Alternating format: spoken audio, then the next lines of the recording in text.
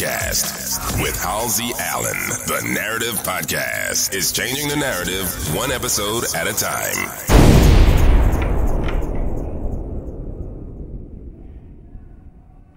Hello. You're now listening to the Narrative Podcast. Welcome for another full edition of the Narrative Podcast. And I'm your host, Halsey Allen. Welcome all my narrators. Welcome anybody new that may be unfamiliar with my platform and programming. I bring you up to speed with a quick overview of my format before diving into the content today. But how is everybody today, this evening, this Saturday? So the Narrative Podcast is the home of original people, peace, reciprocity, and positivity.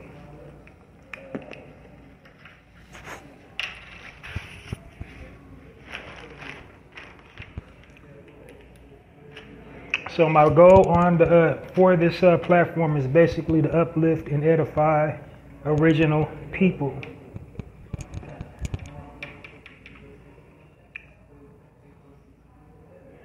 So I'm gonna give a quick synopsis of my platform to, all the new people out there listening unfamiliar with my platform. So what better way than to start at the top, the tippy, the name, the Narrative Podcast. Why did I name it that?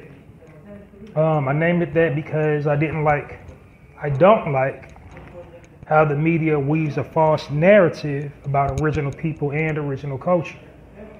And when I'm saying original, I'm referring to our people, black people. On this podcast, I refer to our people as original people. I'll tell you more about that a little bit later on in the breakdown. But for right now, I'm just trying to give you a brief overview of how I came to get here. So I've been doing this podcast thing for a while, and that's the reason why I started it. Because I started this thing like right at the height of the pandemic and been doing it ever since. Right when I started getting momentum is like right when we started coming out of it, but I started pretty much while I was in quarantine. My platform's been kind of growing. So basically on here, what I try to do, my my mission statement is to uplift and edify our people. And how do I do that? I think this is a perfect insert for my tagline. So how do I do that? It's the Narrative Podcast, changing the narrative one episode at a time by destroying negative stereotypes about original people and original culture. How did I destroy the negative stereotypes about original people and original culture? By providing positive frames of reference. And that's, basically what I do here on the Narrative Podcast. I provide positive frames of reference about our people and our culture. So some examples. I provide examples of, leadership, entrepreneurship, unity, and just good positive news. I also deliver commentary about current events. And the way I do that is I unpack it from the perspective of how does it concern us and how are we affected by it, whether it's national news on a national scale all over the world, all over the U.S. or all over the world, like what's that mean for our people, or just something, going on within our own community and everybody outside of our community got putting their little 2 cents in it.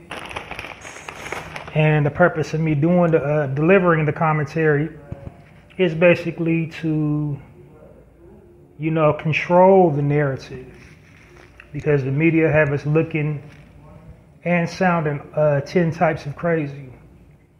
So if history hasn't taught us anything, it's taught us this: if you don't tell your own story, your story will be told for you. And that's precisely what the powers that be have been doing, are doing, is like retelling our story, putting themselves, as the heroes in the story and making us the villains. So what I do on my platform is to tell the real, true, accurate story of who we are as a people, as opposed to, this false narrative that the media weaves about our people and our culture. My ultimate takeaway, I want to bring awareness to all my listeners of how and why it's so important to share positive content on your platforms. That's my ultimate takeaway. I want everybody who listens to this podcast to get the importance of how and why it's so important to share positive content on your platforms. Because, basically, we're living in the digital age, and people judge you about what you post online. And as I said, the media has only provided negative frames of reference about our people and our culture. So people outside of our culture, they don't know anything about us other than what they see on television, what they see in the movies, what they read in books, and what they listen to in the music. And all those frames of reference are all negative. So how do we look when we're posting stuff online that personifies these negative stereotypes and negative stigmas that the media has placed over our people? Like, they placed this dark cloud over us, and we feed into it by, regurgitating or, reinforcing these negative stereotypes by sharing it online. So it's not about caring about what people outside of our culture think about us, how they perceive us. It's definitely not wanting acceptance or,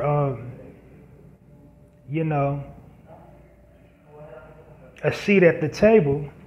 This is a platform where just basically I'm setting the record straight, telling our story accurately how it should be, from the lens of how our people should be portrayed versus how they are portrayed. The way we should be portrayed, is our rightful place on this planet, kings and queens, guys and goddesses of the universe. That's how we should be depicted, but we're not depicted like that. So, also on my platform, what I don't do is I don't engage in gossip. This is not the place for hurling insults, throwing brothers and sisters under the bus.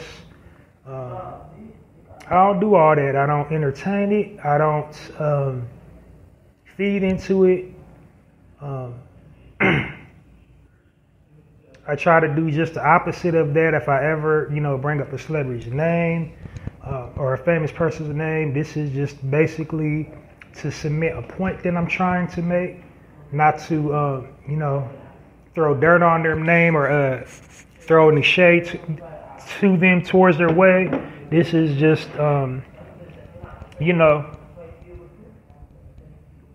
just setting it up for a point that I'm trying to make, using them for, as a vehicle for a point that I'm trying to make.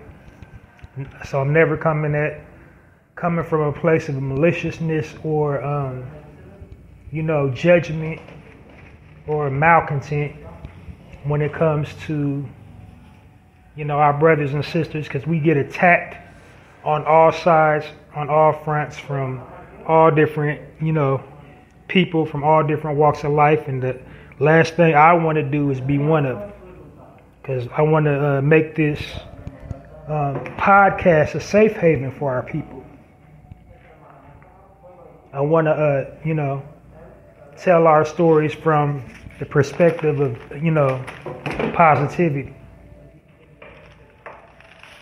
I also want to create the healthy habit of promoting our people rather than slandering, rather than name calling, rather than blaming, shaming, none of that. So what the Narrator podcast is all about is empowerment and upliftment and, coming to the table with solutions. If I had to describe my brand of podcasting, I would say I'm like the drive time DJ of this movement. I got all-inclusive content. I accommodate, every type of intellectual thinking style.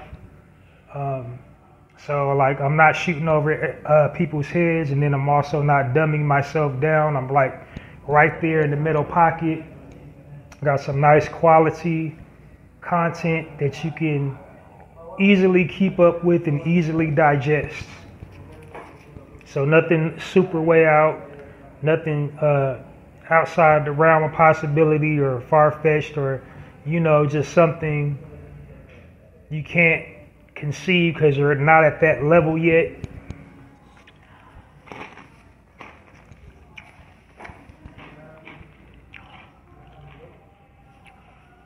Pardon me, brother having a little snacky snack.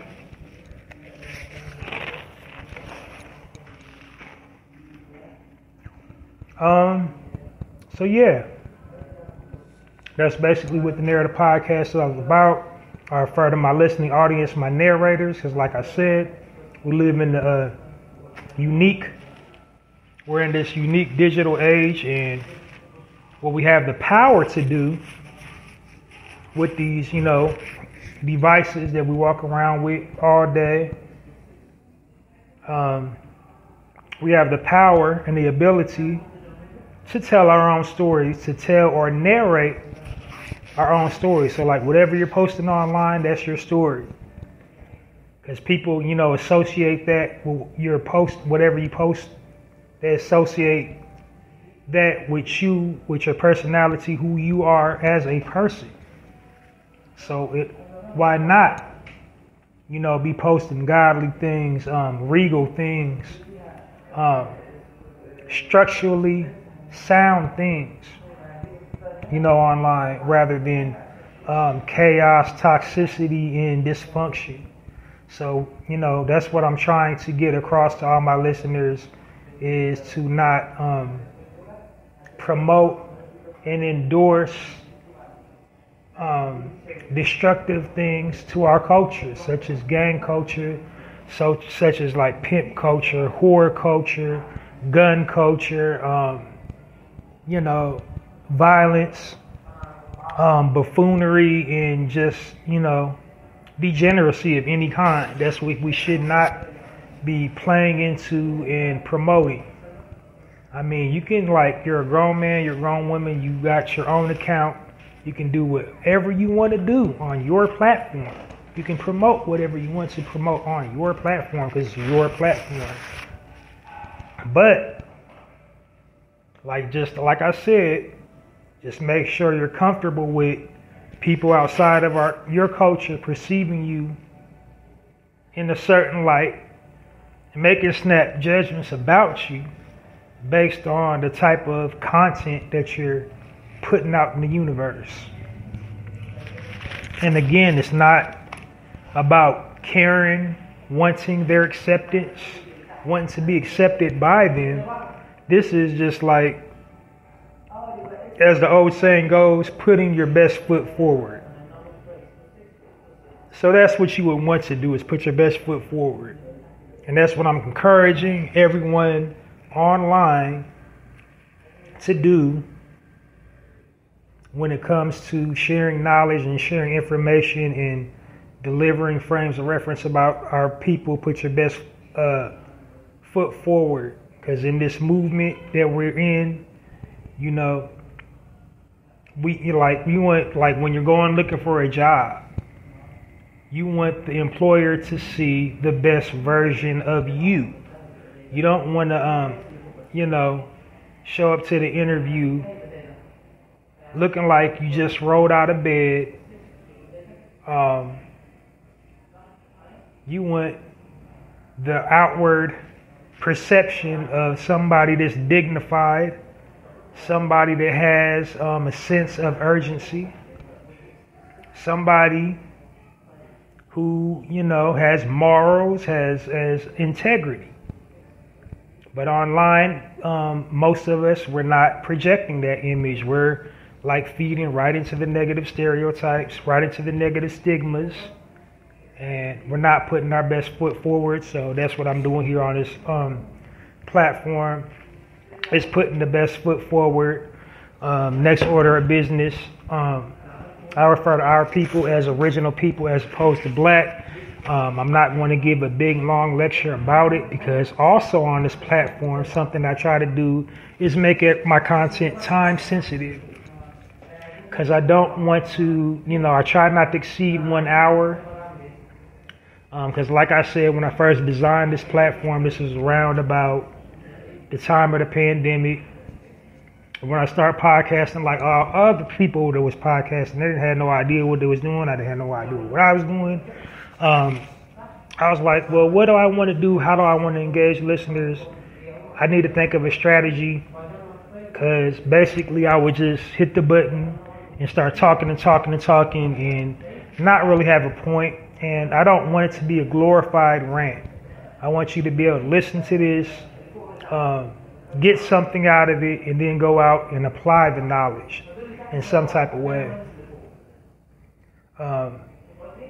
And you can't do that if I'm just droning on and on. So what I did is decided to streamline my content, make it time sensitive, and in that way, I got a hyper focus, because I also got it broken down into segments. Each section, I try to time each section, and I gave each section speaking points. So in that way, I can cover a whole plethora of topics in a short amount of time. And, I'm not talking in circles. I'm not going down rabbit holes. I'm hitting all my speaking points, bam, bam, bam, and then wrapping it up nice and neat for you, making it perfectly easy to follow. And like I said, having being nicely cohesive and digestible for the listeners. So that's why I try to make it time sensitive. But back to the original man and original woman thing, I think I try to do my best to refer to our people as original people over black, because I just think that's a more historically accurate way to describe us. Because, there are many different types of us, hailing from many different land masses. We all have different ideologies, beliefs, value systems, languages, dialects of the same, different dialects of the same language. But just so many things that separate us. But the one thing that we all have in common, we can all trace our lineage back to the original point of origin, no matter where we're at in the world. And that's why, because we was here first, also scientifically proven that we were here first. So that's why I choose to refer to us as original people versus black, because it's an all-inclusive term, and it covers the whole spectrum, the whole gamut of all our people, all the different flesh tones, all the different variations of us. But we can all got that one thing in common, that original point of origin. We can always, all of us, no matter where we're at in the world, can trace our lineage back there. Whether you believe it's over in Africa, or whether you believe the original point of origin is right here in America. Because many of us, didn't come on slave boats to different land masses. It's especially true for peoples here in the Americas, because not all of us came over here on slave boats. We just didn't. That's just a lie they just keep regurgitating. We keep believing it.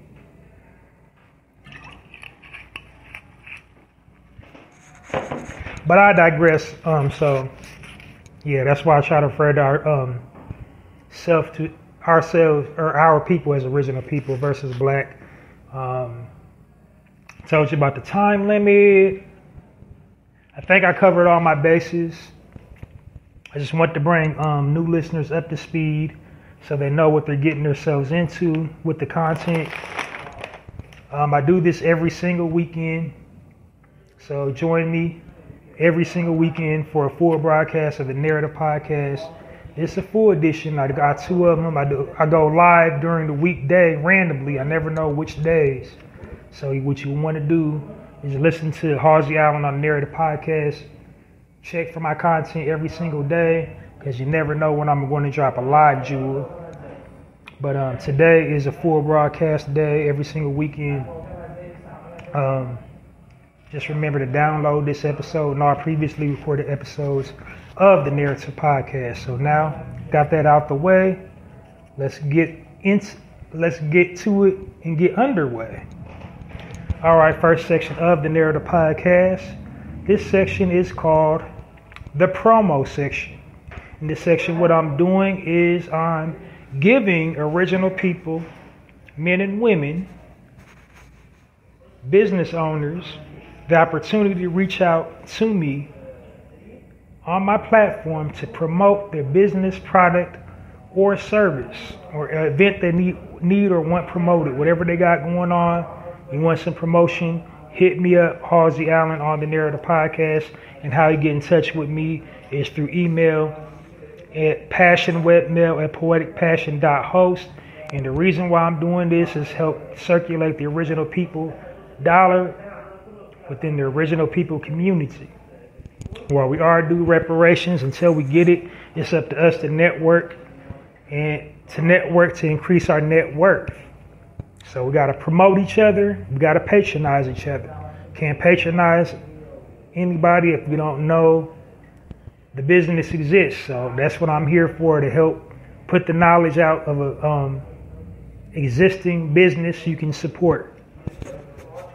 So without any, don't hesitate to reach out to me if you need or like some free promotion. I'm not charging any money. I do have a following. All publicity is good publicity. You're not paying for nothing. You have nothing to lose. So hit me up, Halsey Allen, if you want that free promotion at passionwebmail@poeticpassion.host. In the subject bar, type promo. The body of the email, make sure to include everything you want me to know about your business, product, or service or event that you want promoted, so I can do the best possible job I can possibly do to get your business recognized and seen in the best light possible. So be specific as possible when you contact me for promotion. And I'm going to run it back one more time before diving into the next section. So for that free promotion, hit me up, Halsey Allen at passionwebmail@poeticpassion.host. Subject bar, type promo. Body of the email, be specific as possible. Tell me everything you want me to know about your business, product, service, event that you want promoted. And I'll do that for you. All right. On to the next section, keeping it going. Next section is called the contest section. And what I do in this section is I'm running the contest exclusively for my platform, the Narrative Podcast. And what this is it's a slash type thing. It's slash incentive reward slash listener participation slash promotion to promote my brand.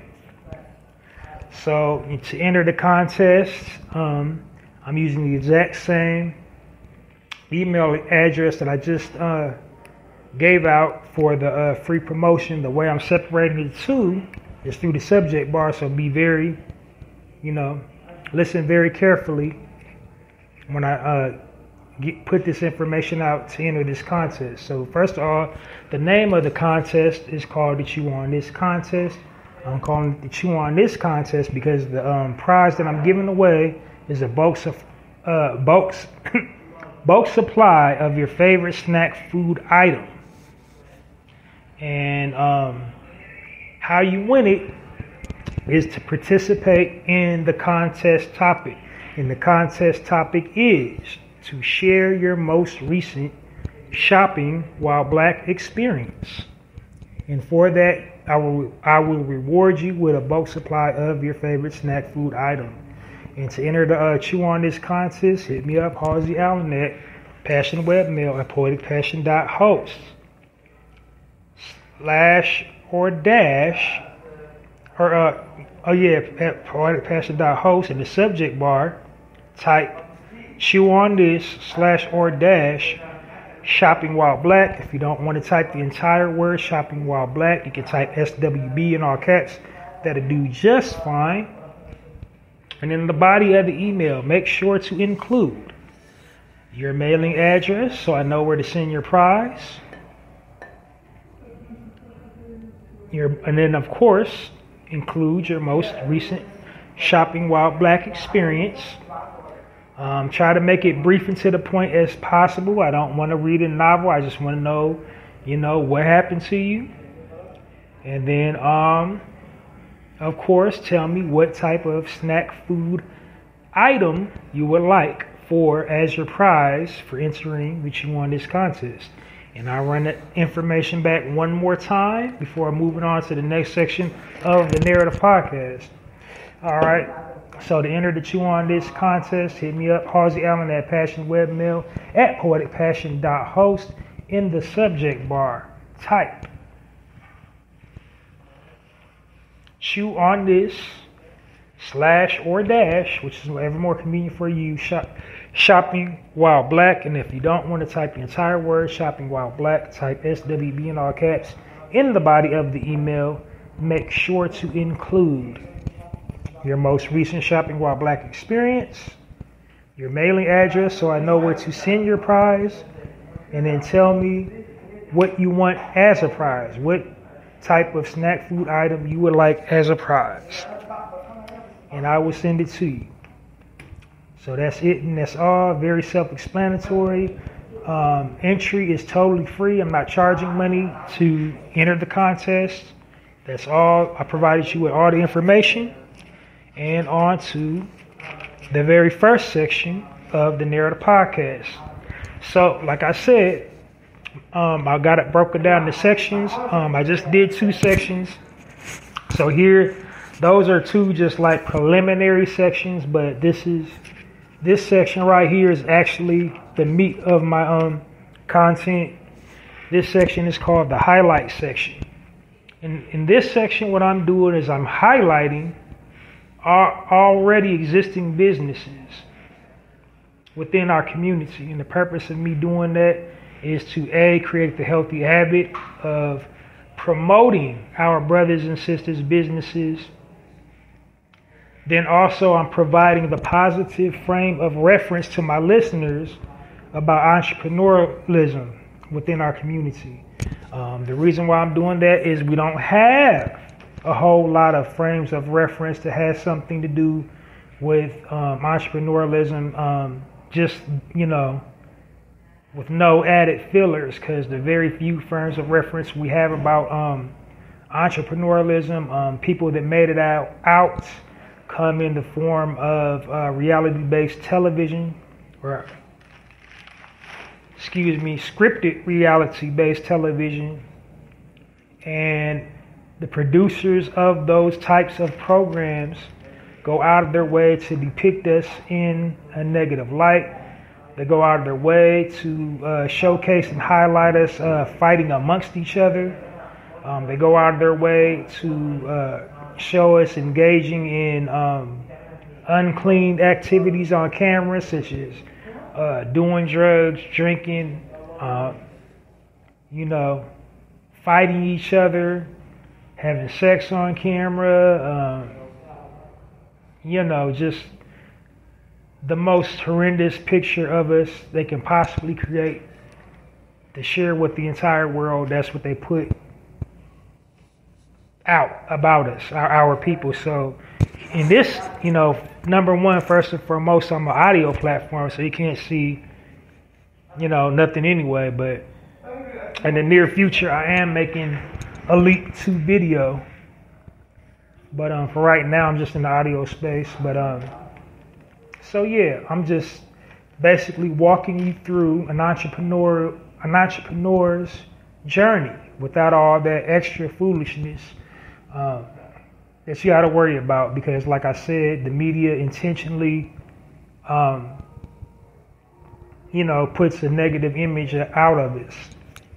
So like I said, I already told you the reason why they do it, or the primary reason why they do it. They primarily do it for money, to sell news, because there's nothing more profitable than our people, and we've proven it over time. We're like the most interesting people to watch on television. Everybody tries to emulate us. Everybody tries to be like us, talk like us, dress like us, act like us. But nobody seems to stand us though. Like, everybody wants to be one of us until the police come. Or the government comes, one of the two, which is they're really kind of the same entity, but then that's when they want to separate and code switch. But they want all our problems until it's time to have a real problem.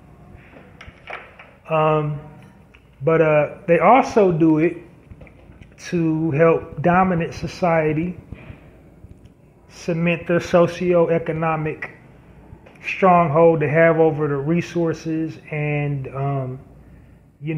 maintain their position at the top of the pyramid, while placing everybody else underneath them to make themselves appear to be more intelligent, more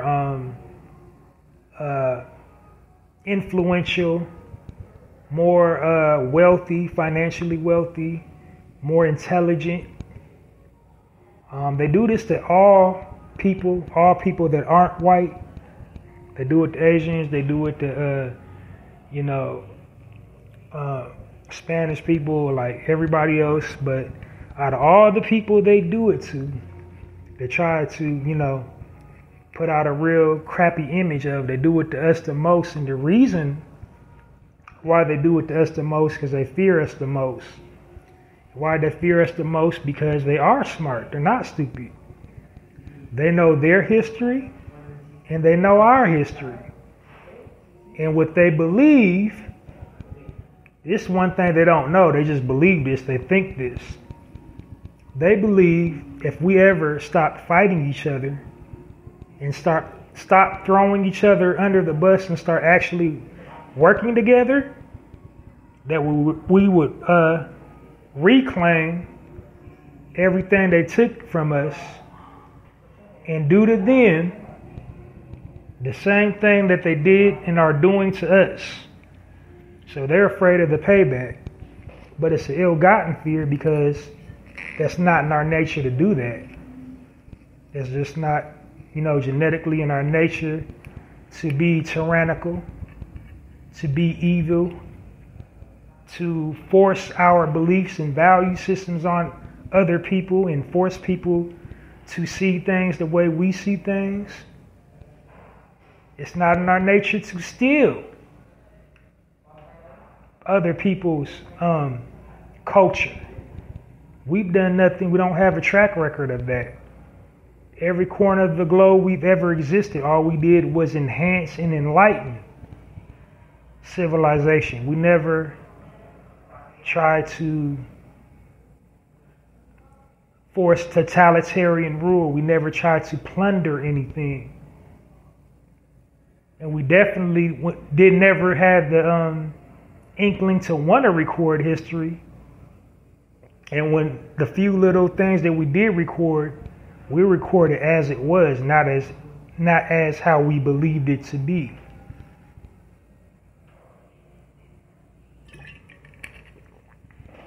But anyway, about the highlight section. So got a little sidetracked. One more thing I want to say about the media. They're evil, they're wicked, they're diabolical, but the media is also a business. And in the first rule of business is supply and demand. And, you know, they can't put out these negative frames of reference if they don't, you know, see the financial benefits of doing that. See, everything's about statistical research, clicks, views, analytical data. And that's how all these Fortune 500 companies collect their data to crank out this crappy product in conjunction with our people. Like, you know, this is their justification for these crappy network television programs, these crappy book series and magazines and you know, music depicting us in a negative light, because they're going off of the data that they collect. They think, oh, because you click on that or you post that, that must mean that's how they want to be seen. That must mean that that's how they want to be portrayed. So that's why we got to post positive content. All right, but off of that, back on the highlight section, because I done went down a rabbit hole, eating up my own time. I said I try to keep it brief and to the point as possible. But yeah, so basically, in the highlight section, what I'm doing is I'm walking you through the journey of an entrepreneur. All the businesses that I highlight in the highlight section are just average people.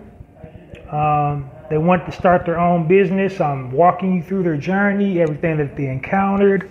Because like I said, the media constantly bombards us with all these negative images of ourselves, and they want to put out that image that we can't overcome, that we can't achieve.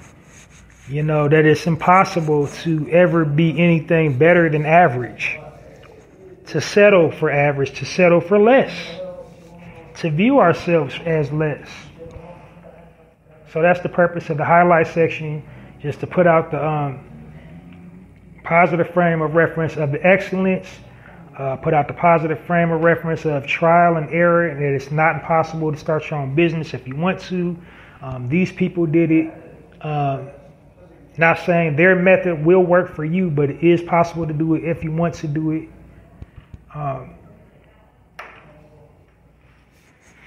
Also, you know, everybody I highlight in the highlight section, they do some type of philanthropy. They do some type of giving back. They take care of the community. They hire their own. Many of the businesses that I highlight in the highlight section are family-owned and operated business. So I'm giving you the frame of reference about generational wealth. Another qualifying factor is that, like I said, they do some type of philanthropy, some type of community outreach. They either have their own nonprofit organization or they pay into one. Do stuff for the community, get our youth involved in something, provide services for anybody in need, anybody disenfranchised. You know, they take care of the community, basically, all the businesses I highlight in the highlight section. And then my last qualifying factor is it lines up with my theme, and my current theme is the season of fall. Okay, without any further ado, here we go in the highlight section. So like I said, it's the season of fall. And when I think fall, the season of fall, I notice people around this time, they engage in more self-care because it's fall weather.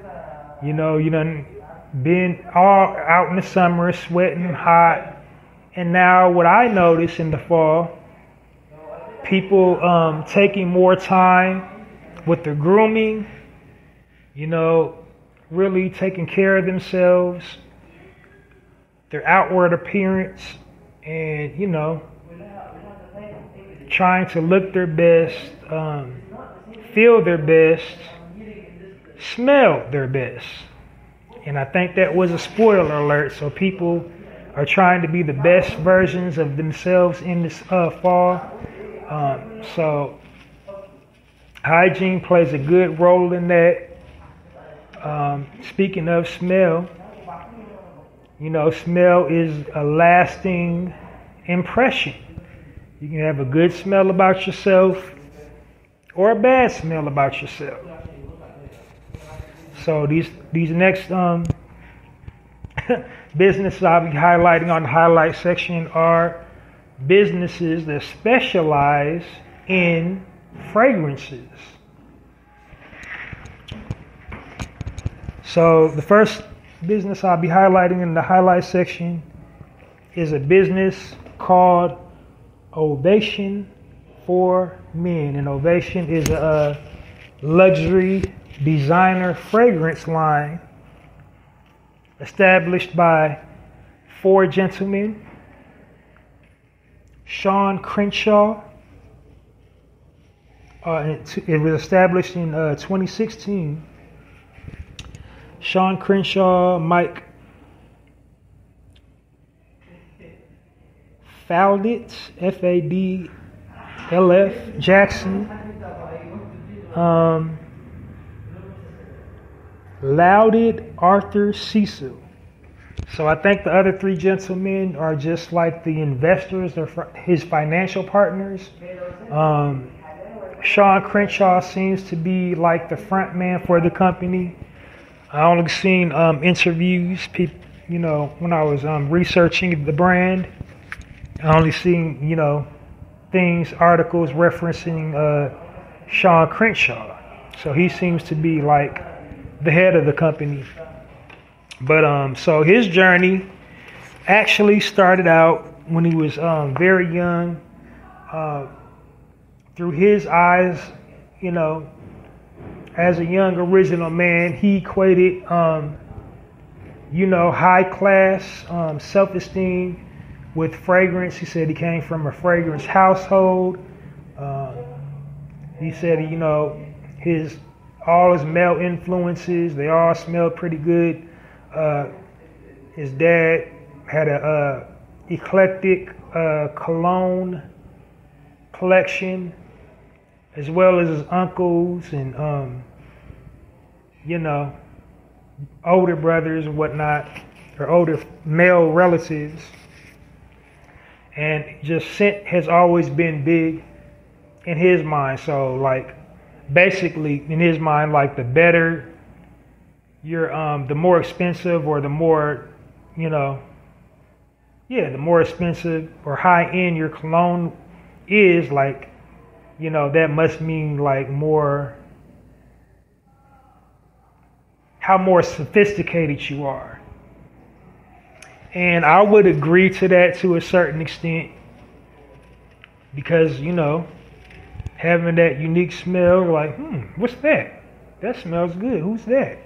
As opposed to like smelling musty or something. But, because when you got a really good smelling cologne or a really good fragrance about you, that's the icebreaker. People want to get closer to you. They want to ask, all kinds of doors open up for you.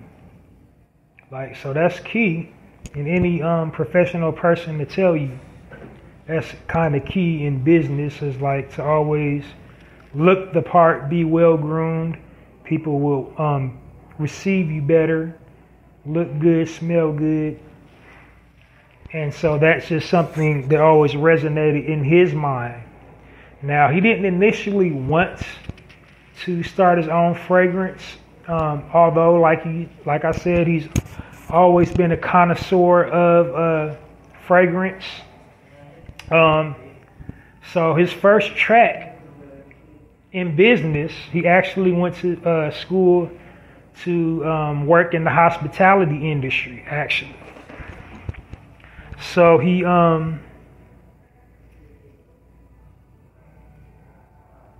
originally from Michigan, But later on in life, he moved down to Chattanooga, Tennessee. He got all his collegiate education in Tennessee.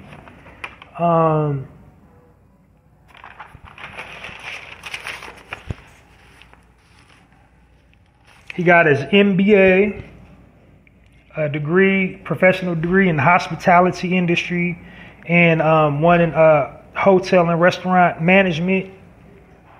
So his first job out of college was through a company they called Jack Mounts Hotel Management, hospitality industry. And who they are is basically like the corporate version of TGI Fridays, and it's all the one he was working at was all original people owned and operated, all AKA black owned and operated. He worked his way up through the ranks. He started out just in sales. Later on, became a district manager and then a head manager. Then a position opened up in human resources. So he worked all the way up to the highest position in human resources. And so like when he was at the top, he went all the way up to the top in that industry. He couldn't go any higher. He was like, well, I want to take this time to do something I want to do in life. So he didn't have any formal training about scents, about the cologne, the fragrance business. All his knowledge was accumulative knowledge. He just took advantage of us living in the digital age. He did his research, Googling stuff, watching YouTube videos, did cold calling, reaching out, remembering ads, going to the website, and just like asking questions. And then he started his own, found one, because there's a lot of places here in America, like a lot of fragrance houses, you can design and create your own scent. Like there's a whole lot of places like that where you can just go up in there and get the active ingredients, the bergamot, what is it, saddle brush or sagebrush or whatever, those strong, masculine scents, and make your own cologne. Like they got all kinds of shops like that. He spent a lot of time going to places like that. He eventually found a mentor that knew about, scents and how to create cologne. So he studied under that person, and then thus, his brand was born. And so ovation is kind of a play on words. Basically, it like a standing ovation. You smell so good, people want to applaud you. That's where that comes from, the name ovation. And just the whole his philosophy behind his brand is to create the R.I.P. Kevin Samuels, but he was always talking about a quality man. This is, the philosophy behind his brand is, since a quality man would smell like something of high value. That was his word. Kevin Samuels' word was high value. This is like something a high value man would smell like.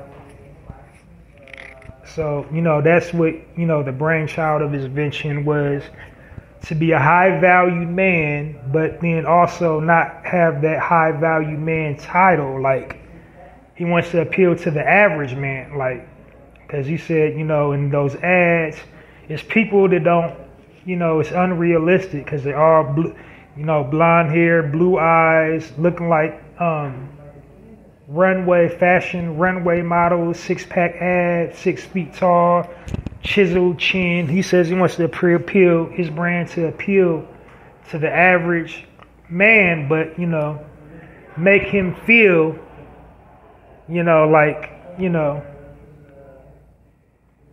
like he's pulling down 5 or 6 figures with the fragrance. And it's a luxury brand, so if you want to take some stock in yourself, that's the way to go. Is a fragrance that's a starter. Well, start with the basics though, like just your hygiene on point. Make sure you're clean, and then make sure your clothes is clean, and you got your basic hygiene. But then when you graduate to the cologne, know how to apply it, because some people like overdo it with the cologne. Like, you only need a couple drops. As a matter of fact, I think he even got tutorials on his website to help you, like, the correct dosage for the cologne. So he gives you drip tips, basically. And to purchase Ovation, I think I forgot to write the darn website in my notes. Yes, I did.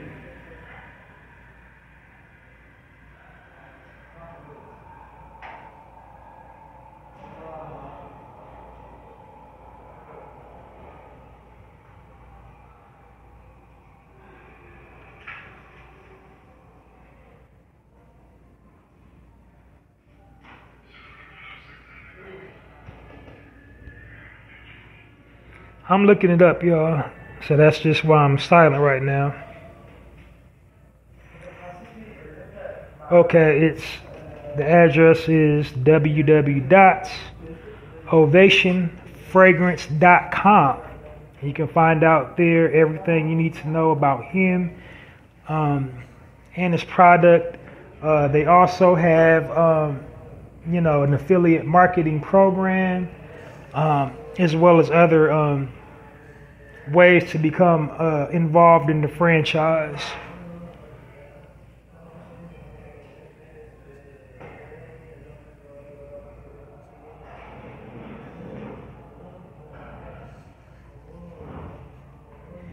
And then I'm gonna just head over there to make sure I'm not talking out of my rear.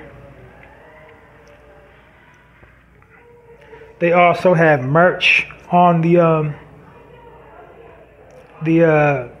website. They got t-shirts and hoodies as well.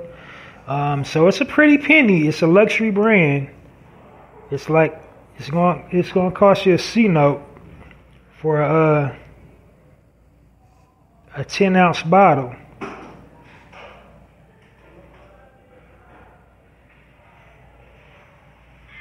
So it says for the mission statement, it's high quality colognes crafted to help you command the attention you deserve, because every man deserves attention. That's their tagline.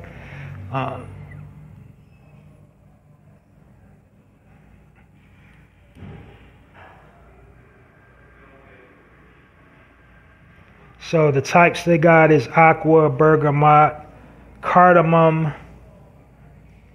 tobacco, leather, vanilla. Or no, these are just the overtones of the fragrance, what you'll be smelling. Amber,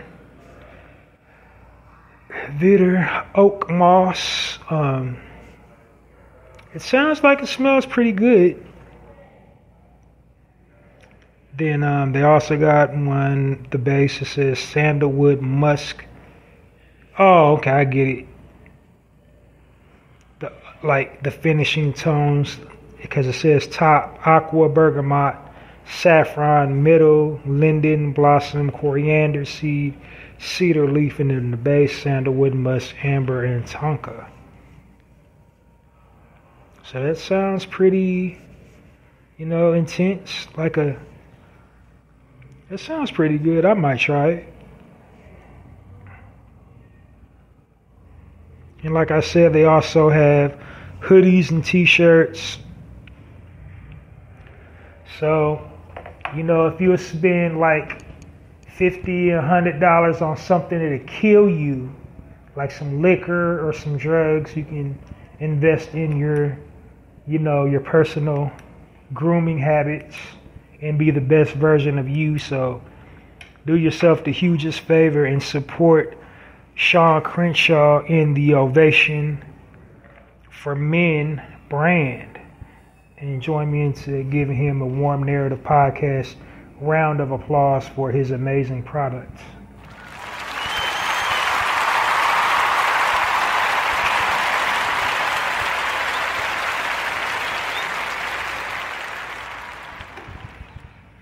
All right, next section of the Narrative Podcast, or the next business featured in the highlight section on the Narrative Podcast is Hive Luxury Brand.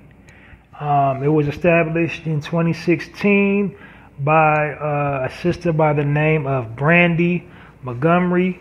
Brandy is a Chicago, Illinois native.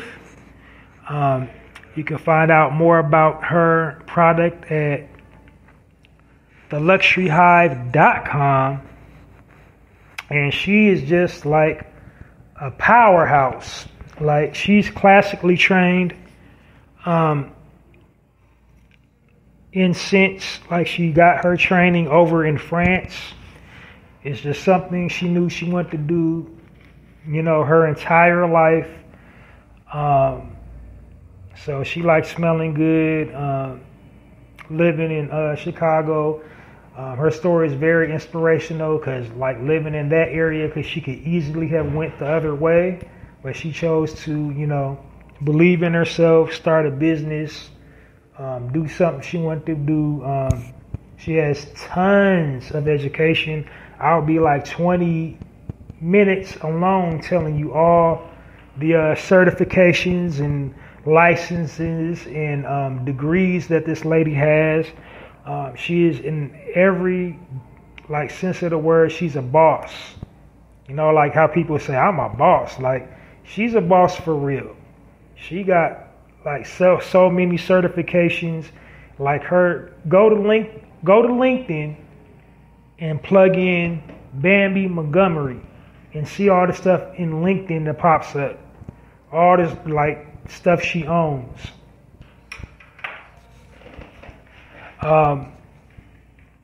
But yeah, so she's, as far as her business goes, there's all kind of franchise opportunities. Her mission statement is to offer diversity and inclusion, because she says, our people, we like, taking care of ourselves, and we want to see more people that look like us in the fragrance industry. And like I said, she's classically fragrance trained. She trained over in France.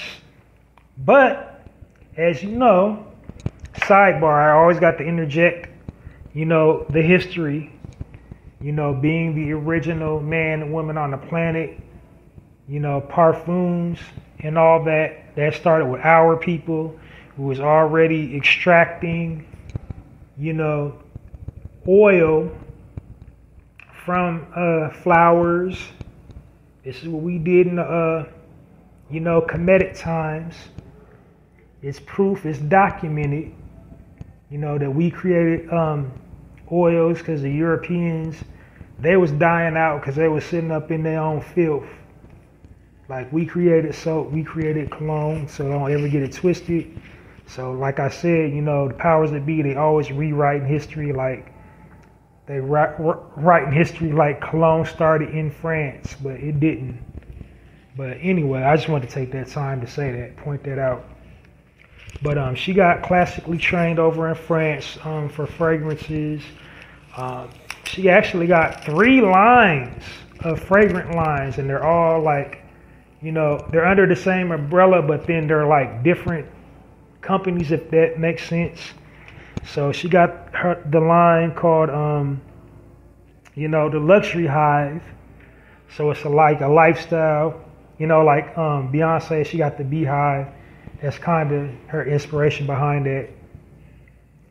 So it's a group of friends that motivated her to do it. She calls them her Luxury Hive. To promote, push her to want to, quote unquote, be the best. She's a mother of 3. She got another line called Honey Child. She got another line called what is that place in Mexico?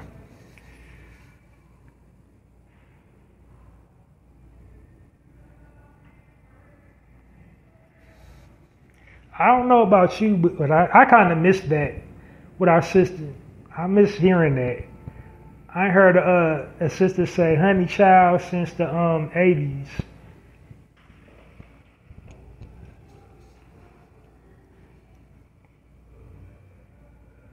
Let me see, Princess.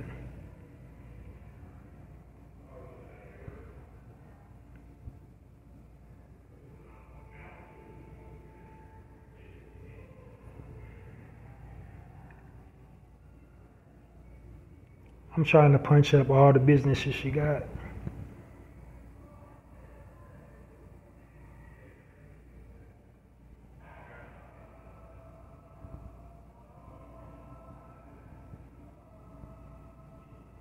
Oh yeah, her other business is called Caba, like Cabo San Lucas. So she got like a lot of stuff. And she got all kinds of franchise opportunities. She got scholarships, you know, and she always is looking like to break through the glass ceiling. She keeps on consistently wants to be better. She keeps going back to school, getting even more, you know, education and certifications to further her brand and her knowledge and awareness of, you know, her field that she's in. So anything new that comes out, she wants to know about it. So like I said, I would be like a whole hour just talking about everything she got under her umbrella, excuse me. But trust me, go support that luxury brand fragrance if you're a sister and you like smelling good. Go check her out, theluxuryhive.com. Support that sister, Bambi Montgomery. She's doing it. She got all kinds of business opportunities out there for people that want it. Go check it out. Bambi Montgomery and theluxuryhive.com. Join me in giving her a Warm Narrative Podcast round of applause.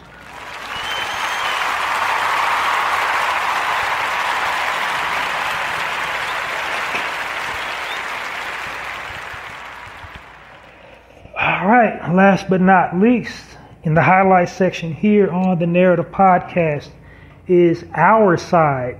And this is Keita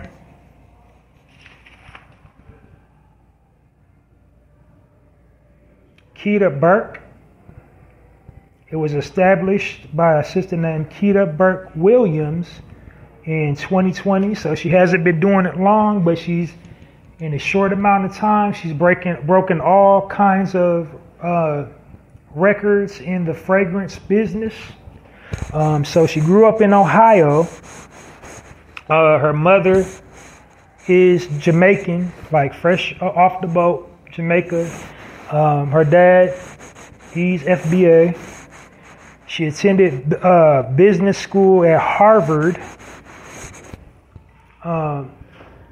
So her brand, what sets her brand apart is it's unisex.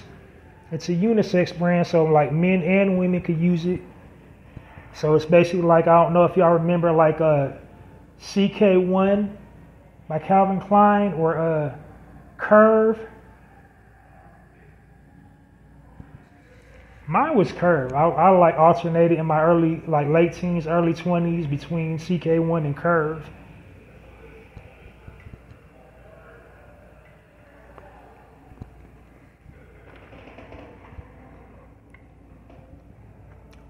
But yeah, her business module is basically to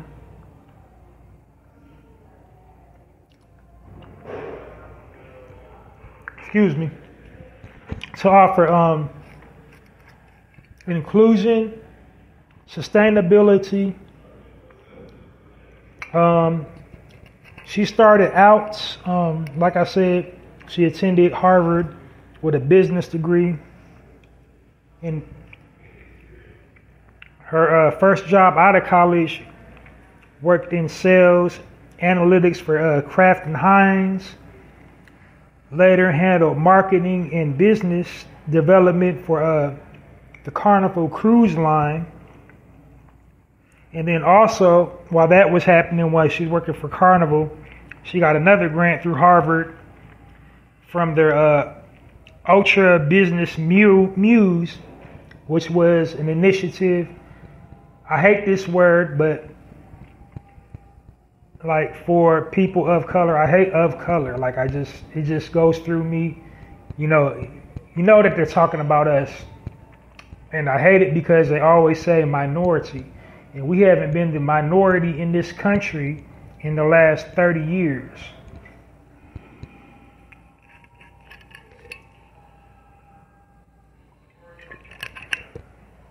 But nevertheless, that was the program she was in. And through that, she got the seed money that she needed to start her own company. Like, she pitched it in that program. She had came up with the fragrance. Again, she also did not have any classic training for fragrance. She just knew she liked perfume and smelling good. And perfume was a way to,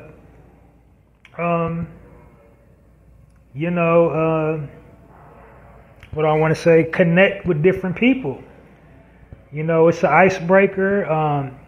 So being her mother was an immigrant, she lived in Ohio. She lived in a predominantly Caucasian neighborhood.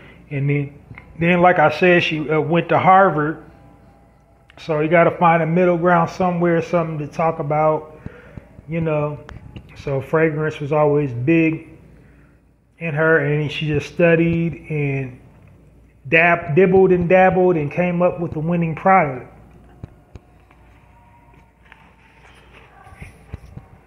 And she has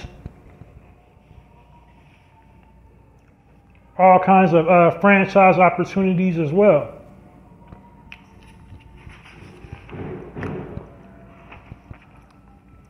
I think I forgot to put the link in my notes about her too. Let me go.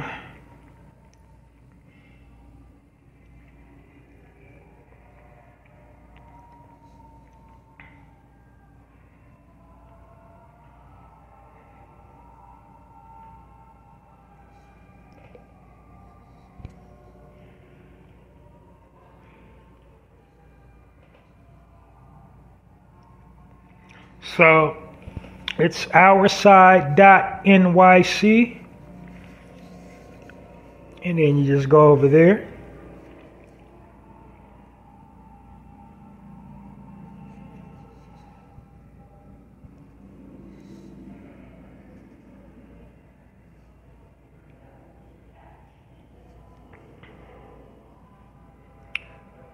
The allure and the fragrance, and when you get here, it's like I said, unisex. Our mission statement says when you get there, to reawaken your senses and to reignite your spirit through scents.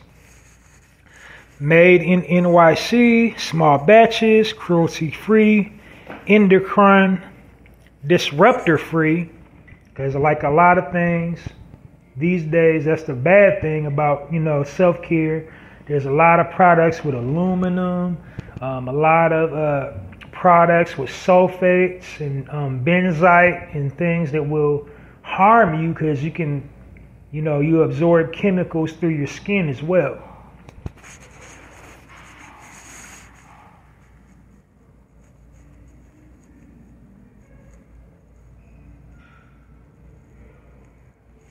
So yeah, she got all kinds of business opportunities. You go in there, her philosophy.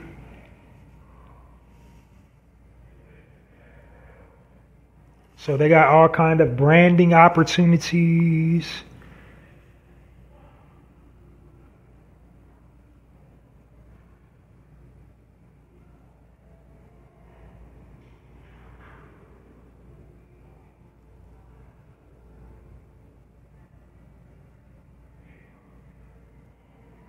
It's environmentally sound.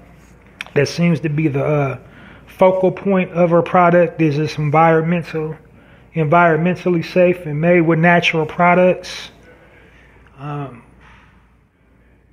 So it's quality control because they're making in small batches. It's not mass produced in the warehouse. This is like about 4 or 5 people. Conscious ingredients. Formulated without formaldehyde and all this other stuff I can't pronounce, but she says it ain't in there.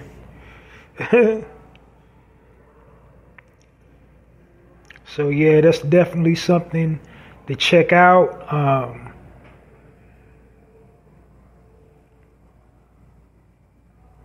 She also got a link telling all the people she got working for her.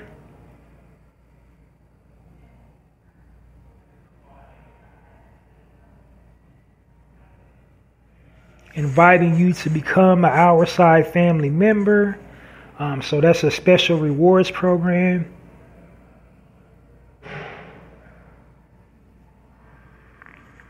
Then stock list. Let me see. They got a blog. Yeah, you can customize your own scent. They tell you list of ingredients that mix up something for you. So her brand is definitely worth checking out. And you can also, she got franchising opportunities available as well. If you're a gutsy risk taker. So check it out. Our Side by Keita Burke Williams. Go support that. And join me on the Warm Narrative Podcast. Round of applause for our Keita Burke Williams and her Our Side brand.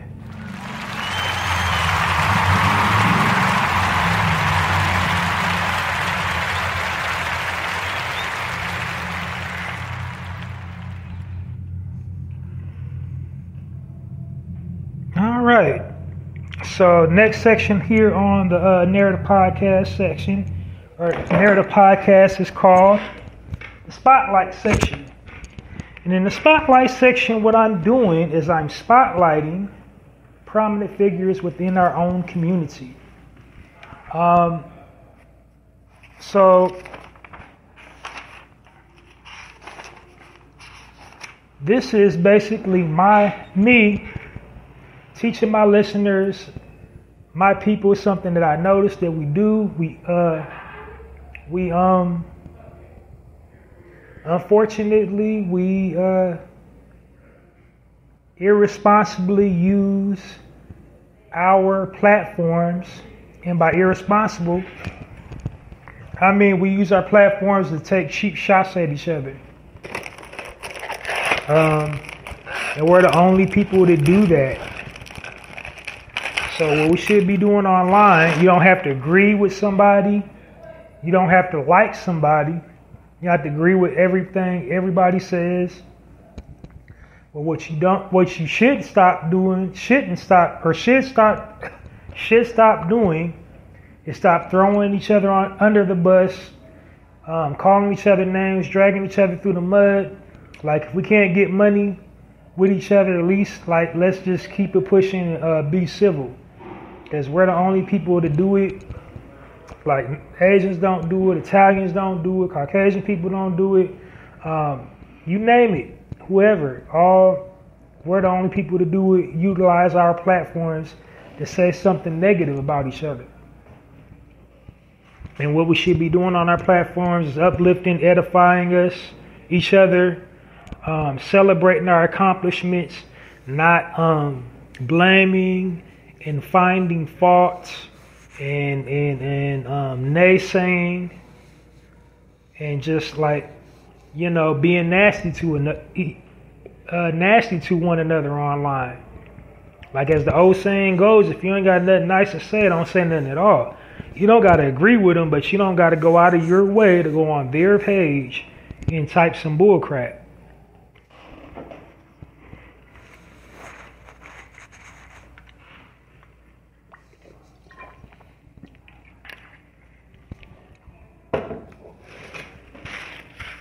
So like I said, that's why I created the spotlight. And the spotlight is just basically designed to uplift and edify a prominent figure within our community that helps uplift our community through their action, whether it's through, philanthropy, whether it's through social activism, civil activism,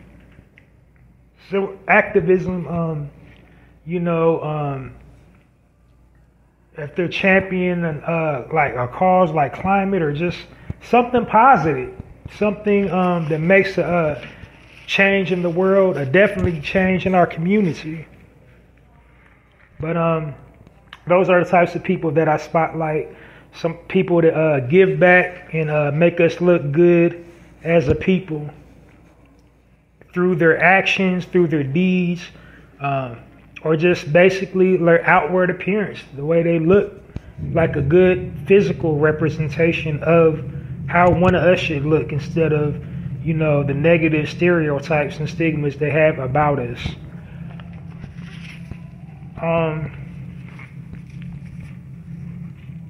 So I usually highlight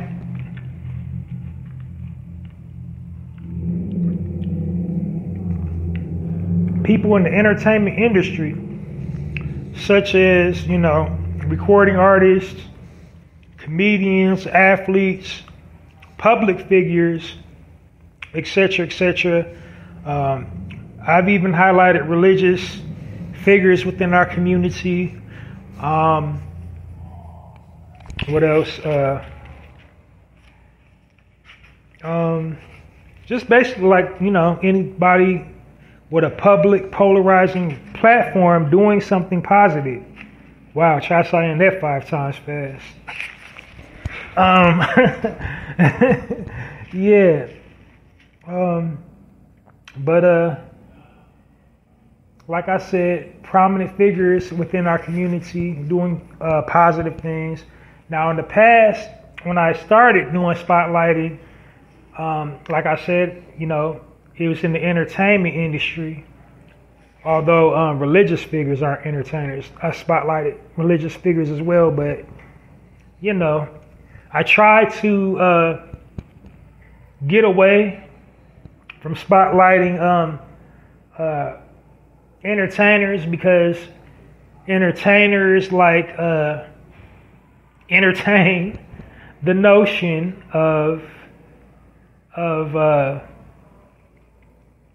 or reinforce the negative stereotype that that's all we know how to do is entertain. Like we can't be regular people, like regular students or people that work 9-to-5 jobs and stuff like that. So I've gotten away from that somewhat, but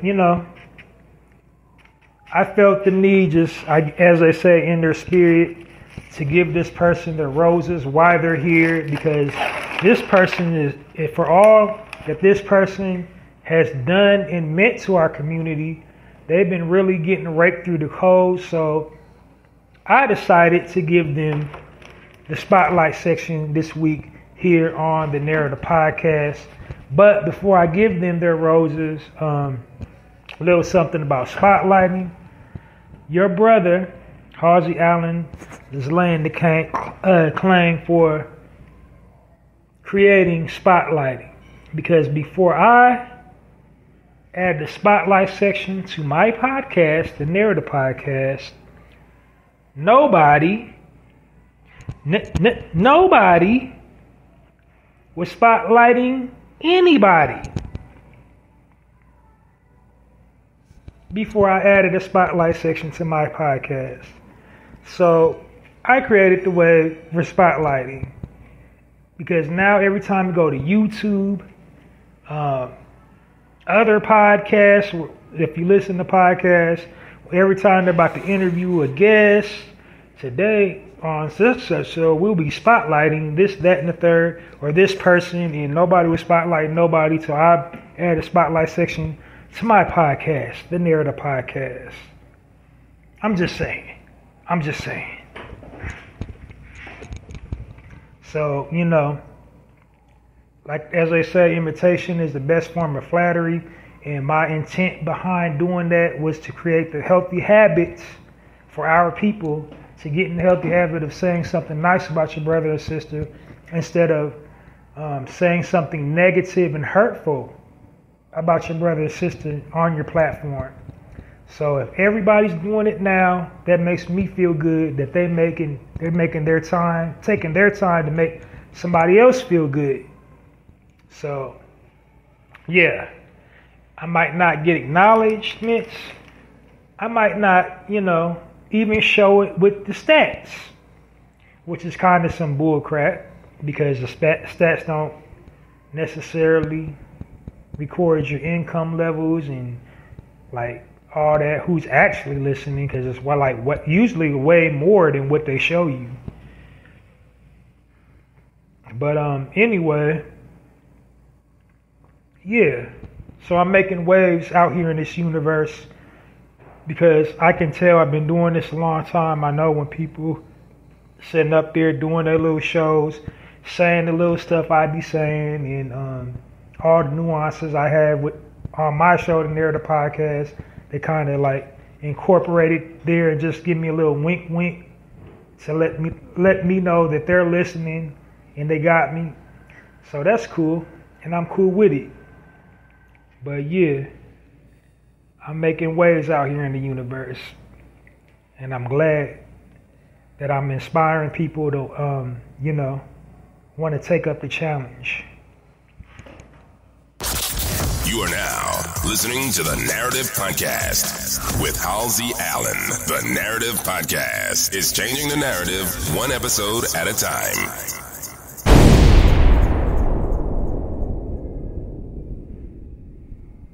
In the real way. Okay, without any further ado, on today's Spotlight section of the Narrative Podcast, the spotlight goes to a brother who is multi-talented in sports, wears many hats in sports entertainment, has actually set the bar for sports entertainment by being personality-wise, giving it a spark, making you want to watch the sport. This brother has created so much opportunity within the last 4 or 5 years of sports. He not only wants them to be the best possible athlete they can be, he's dedicated his life to take care of, to inspire them to want to be, more than just an athlete that wants to take care of their legacy for whenever they're done playing the sport. Like, okay, I'm done, my time's up. Because the athlete in sports, they only get like 3 or 4 years, like 2 to 5 years max. And if you don't spend up all your money, and it's happened, we done seen it, people that used to play pro ball, washed up, working at, QSR restaurants at McDonald's and Burger King, be like, hey, then you used to play for the Wooty Wooty and the Wonderland. So that's his mission, to make sure that doesn't happen for people to play sports, so that they can manage their money during their reign. So when the ride's over, they have something to fall back on. They can still take care of their families, and they can provide for their community. And today, without any further ado, the spotlight goes to Deion Primetime Sanders. Is it a baby bear? Yeah, that's a baby bear. Yeah, so, exhilarating athlete, football and basketball. He was born in 1967 in Fort Myers, Florida. Started out his career for the Seminoles. Got drafted in '89 to the NFL. You know, fresh out of high school, he started playing for the KC Royals. So he did like 14 seasons of football, 9 seasons of baseball, and then in between coaching. And he's currently coaching right now. He's been in over, 30 television shows playing himself. I don't think he's done any movies, but tons of commercial endorsements for tons of products. Basically, he showed people the game. He created the persona of primetime to, make the industry come to him. Make him exhilarating to watch on the field and create this like electronically charged persona that would make the, Fortune 500 companies gravitate towards him. And he's received a lot of backlash and ridicule within our community for doing that. Because for many years there was, I'm doing air quotes in the conscious community, calling him Sambo, and he's shuffling and shucking and jiving, gritting his teeth for them folks, and whole time, Primetime's creating opportunities. So now he doesn't even have to seek out endorsements. Now endorsements seek him out. Now he is the brand. He don't even have to he got products. He's teaching everybody underneath them how to create their own products, how to create their own brands, how to build in the community. He's having all kinds of skill sets programs. He's instilling in our young people to carry and conduct themselves with a sense of decorum, a sense of urgency. It's rumored that, I don't know if it's true or not, that he does not tolerate lateness. He doesn't show any favoritism, no nepotism. He's, like they say, he's even harder on his own sons than he is on, all his players. He expects even more out of them. He doesn't tolerate lateness. He doesn't tolerate disrespect.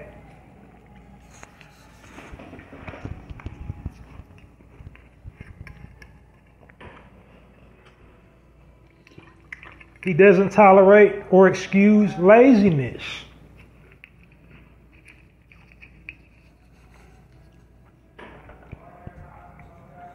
So basically, I'm giving him the spotlight because he's embodying everything an original man should be. We should be, we should just see that crown over us. You should feel that crown over us before you actually even see us. You can just, feel that energy in the room. That I'm somebody. That's what the energy Deion Sanders brings to the table. He's kind of it gives me Muhammad Ali vibes. About, and as great as he is, a lot of people that criticize him say he's being a showboat and he should be more humble. And I got a question to all the people that criticize him about he should be more humble.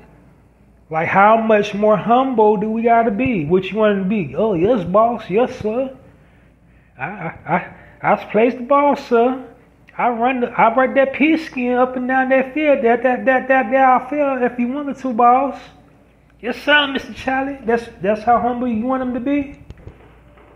Because he carries and conducts himself like a man? He commands respect. He don't tolerate disrespect, so he commands respect. So you don't want him to command the respect? I'm confused. What do you mean humble? Why do we got to be humble? Now, there is a difference. There's a very fine line between confidence and arrogance. Confidence is just believing in yourself, believing in your dream. Arrogance is like you believe you're superior and over somebody. Not only do you think your ish don't stink, but then it smells better than everybody else's. That's arrogance, and he's not that.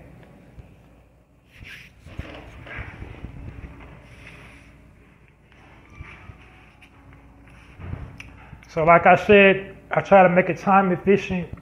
I'll be another 20 minutes going over all his sports stats and everything that he's done in the span of his career and in the span of his life.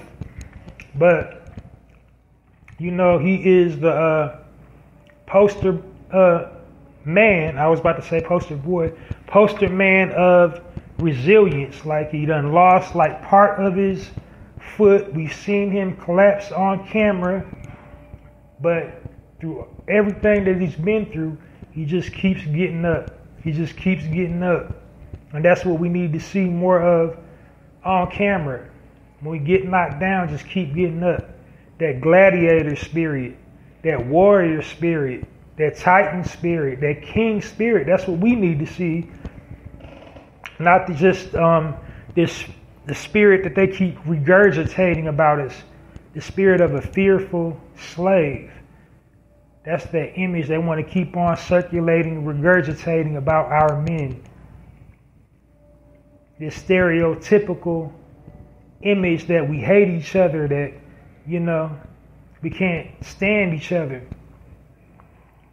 Because that's basically what that is. When one of us kills another, one of us is because we've been programmed and conditioned to hate ourselves so much. We want to destroy anything that reminds us of ourselves. But when we tap in and connect with the ancestors and reconnect with all what we were before other influences got around us, then that makes people uncomfortable. They don't know how to handle that. Then they want to say you're arrogant.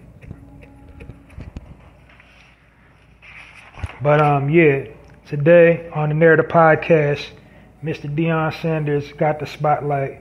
Join me in giving him a warm Narrative Podcast round of applause for all his accomplishments and achievements that he's achieved in life, being a shining beacon and an example of perseverance and masculinity.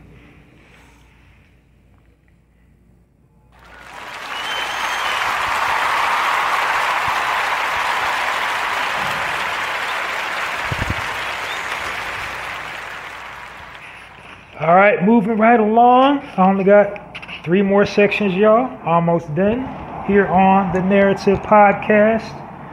This section is called the Health and Wellness section. In this section, it's very self-explanatory. I'm giving tips about health and wellness. So, the health and wellness tip of the day, or why I do the health and wellness tips, because, well, let me start off first with this disclaimer. All my content, everything on here, my demographic is for my people, original people. Anybody's free to listen to it, no matter your ethnic background, wherever you hail from, you know, whatever you identify as, you're more than free to listen. But all my content is directed towards my people.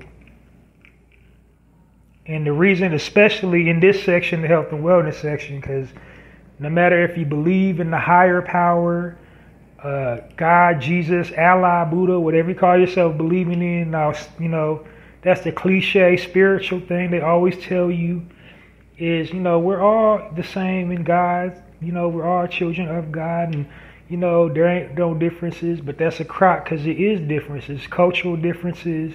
There's just culturally things that are beneficial to certain people culturally, and it's toxic to other people culturally. Like the types of things you take into your psyche, the types of things you take into your spirit, the types of things you take into your body are toxic and harmful to me. And not only that, the powers that be, especially here in the Americas, especially in the United States of America, they go out of their way to try to extinguish original people. They're literally concocting things in the laboratory that are physically harmful to us, that hurt us mentally, that hurt us spiritually, that hurt us, of course, financially, that hurt us physically. So physically, mentally, spiritually, those are all the areas that they're attacking us. And for that, I'm giving out tips how to armor up in all the areas that we're being attacked. Because like I said, there's just like with diet, there's certain things I can eat that will just make me stronger.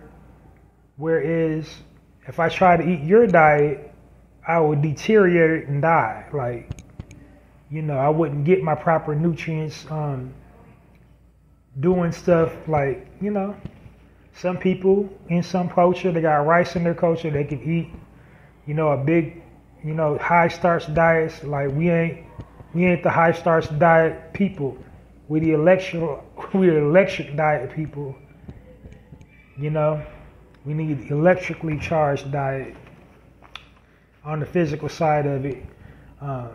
And I can keep on going. So the examples of the types of tips you will hear in the health and wellness tips. So on the physical side of it, you usually hear the physical health benefits of a fruit, vegetable, herb, plant, or an extract that will enhance your health, your vitality by ingesting it physically, ingesting it, eating it, or applying it topically. Or some type of physical exercise you can do to prolong your life and make you more resilient and make you more strong physically, mentally. And this is the big thing, mentally, because like I said, they're playing a big mental game with us. It's psychological warfare that they're doing with this media that hurts and destroys our psyche as a people.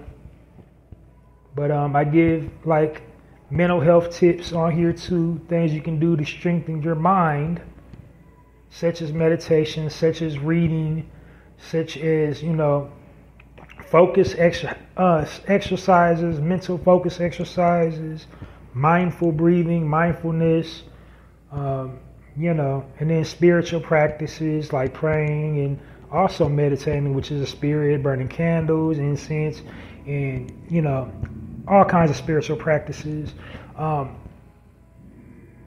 Also, for a caveat, I might hit you with some LOA stuff, some esoteric stuff, some divine law, some quantum law, that type of thing every once in a blue moon.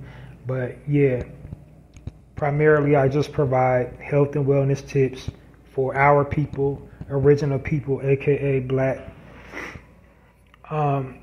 But today is a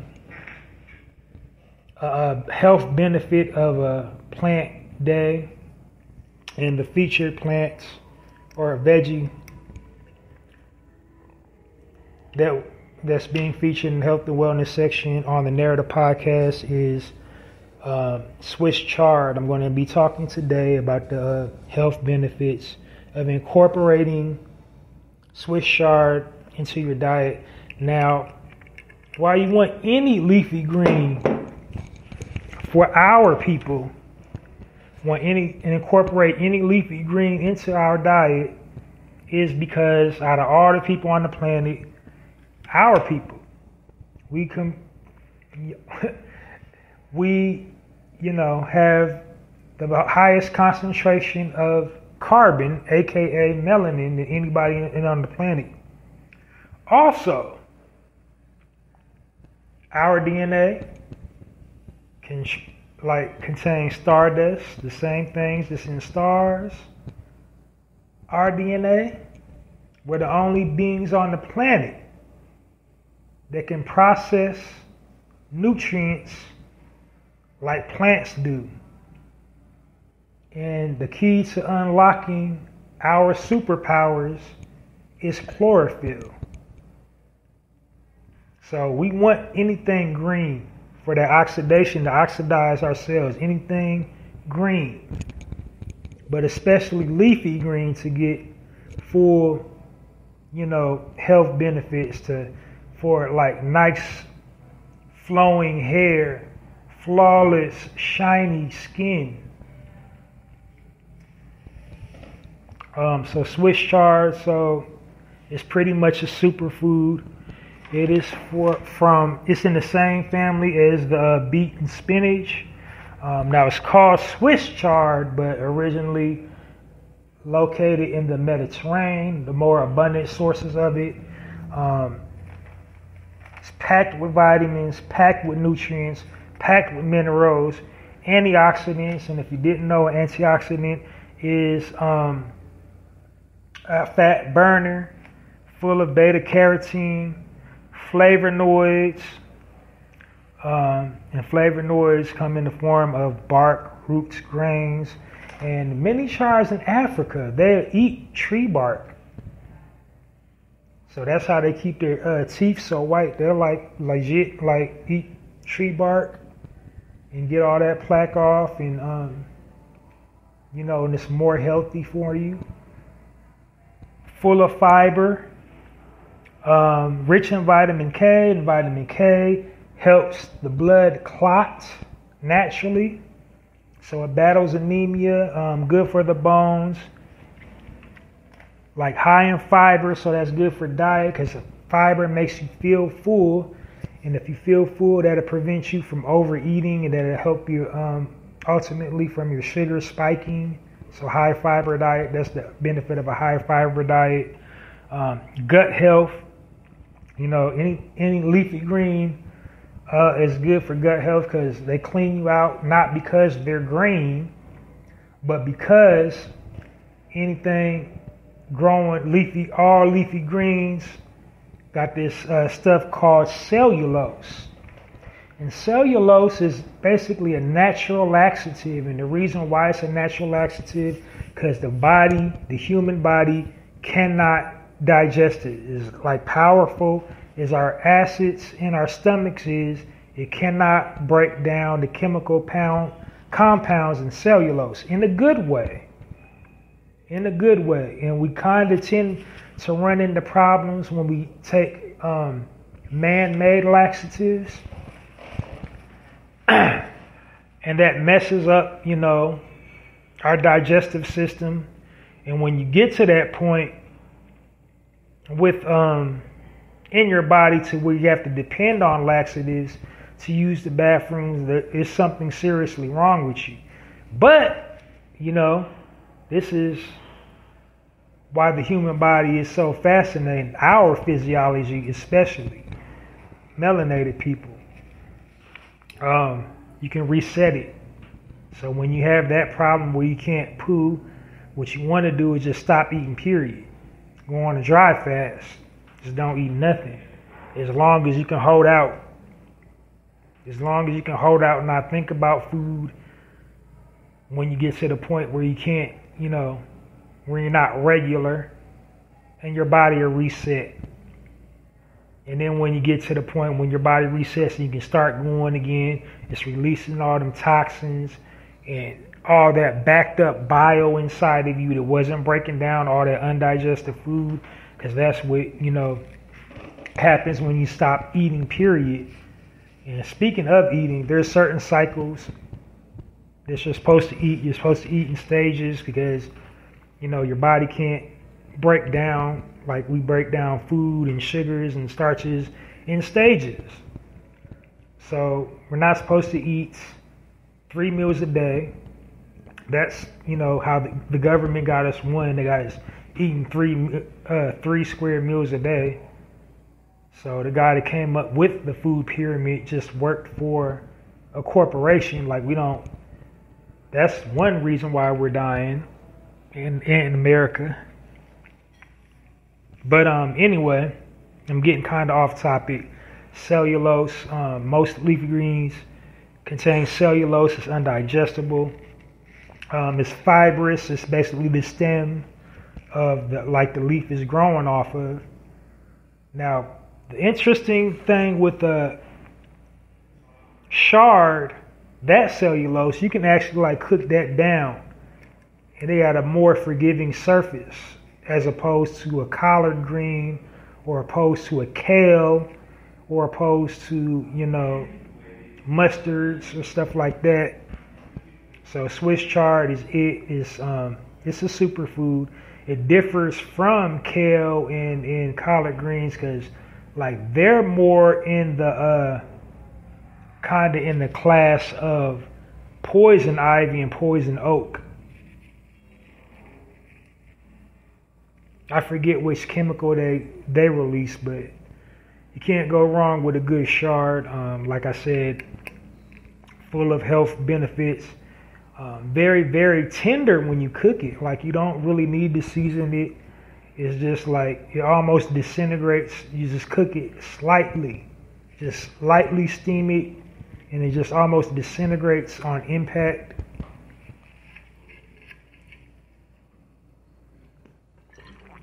It does got a bit of an afterbite, so you might have to little vinegar to kind of kill it, because it got that fresh lawn afterbite. I don't know, I ain't never how you can smell lawn clippings when somebody mows the grass. It kind of when something so pungent, smells so pungent, you can kind of taste it. How when people mow the lawn and you get it in your nostril and you can kind of taste it. Yeah, it got that kind of afterbite. But other than that, it's a cool little green food source. It's abundant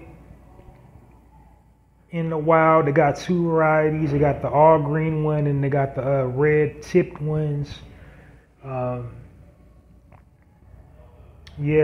Packed full of vitamins. It'll get you right. It'll get your gut health right. And again, that chlorophyll. The chlorophyll electrically charges anything green. Electrically charges our melanin for our people. So you want to incorporate anything green into your diet. It'll oxidize your cells and omit and alleviate a lot of sickness in your body. So, that'll do it for the health and wellness section of the Narrator podcast. Moving right along. Second to the last section. And this section is called the speaking points. Speaking point of the day is current events, what's trending around the world, what's going on. And the reason why I do this is basically to kind of confirm to ourselves and to the world we ain't crazy. Like I said, because the media go out of their way to misrepresent us, misrepresent our likenesses, misrepresent our images, have us looking and sounding ratchet. So when I'm covering current events, what I'm doing is I'm controlling the narrative.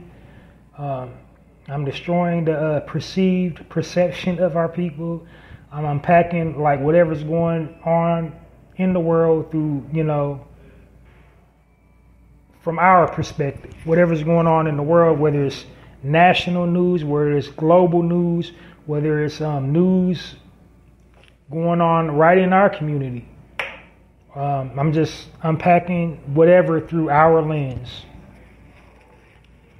So that's why I do, speaking points of the day. And I got some stuff I want to touch on. So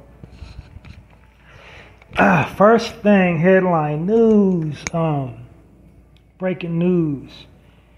There have been confirmed cases of human DNA in hot dogs. Glizzies. Human DNA. So there's this lab. It's a nonprofit company called Clear Labs. They conducted this study. So basically, they look at food through a microscope to see what types of bacteria and enzymes and catalysts is up in the food. And through their information that they found, they analyzed 345 types of hot dogs and sausages. Now, for those that didn't know, hot dogs and sausages is just forced meat. It's a bunch of different ground meat. So pork, chicken, and beef. They take the hooves and ears and genitals of cows, pigs, and chickens, and they grind them all up in a dog. Now, the all beef ones, of course, ears, snout, parts of the animal that would normally get discarded, that they couldn't eat, or not supposed to eat, but people eat cow tongue and pig ear and all that, especially within our culture, that swine, boy. Anyway, so that's all a hot dog is forced meat in a casing. They found 75 different brands containing human DNA. Now here's the cat where the internet's going crazy with it, just taking and running with the narrative. They're not chopping up dead bodies and feeding us dead bodies. It's what's happening is, of course, you work in the rendering plant, accidents happen, so the DNA that they're finding is just probably human blood because somebody done cut their hand. And then found a couple little traces of skin, dead skin, because it's, again, glove practices, food safety, sanitation, and every once in a while trace elements of human flesh because, it's a factory. So people get their hands cut off, get their fingers cut off in the grinder because, they get stuck in the machine. They ain't paying attention because on them plants, they be working 10 and 12-hour shifts. They tired and they ain't paying attention. And lose a hand, lose a finger. It winds up in the hot dog meat because they don't want to just discard it because then they lose product. Well, how are you going to separate it? They don't know. I'm not excusing it. It's very gross, but I'm just saying it's not as gross. You know how the internet be trying to just cap and make it they missing people is ending up in the hot dogs. It's human DNA, but it ain't just full on just whole human bodies in the hot dogs. It's, blood, it's human excrements, it's, dead skin. Every once in a while, a severed fingernail but it ain't just whole humans in the hot dog. That's what they mean by human DNA.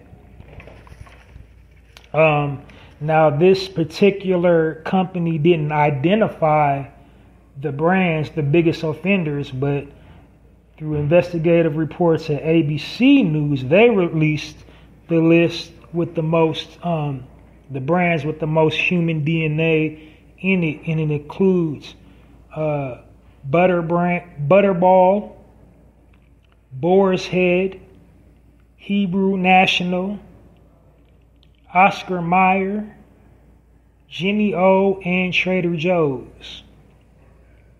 So, yeah, your bologna has a first name in this and a last name, and it's probably Mike or Jose. Mike and Jose done lost a finger up in the hot dogs, up in the glizzies. Keep on messing with them glizzies if y'all want to.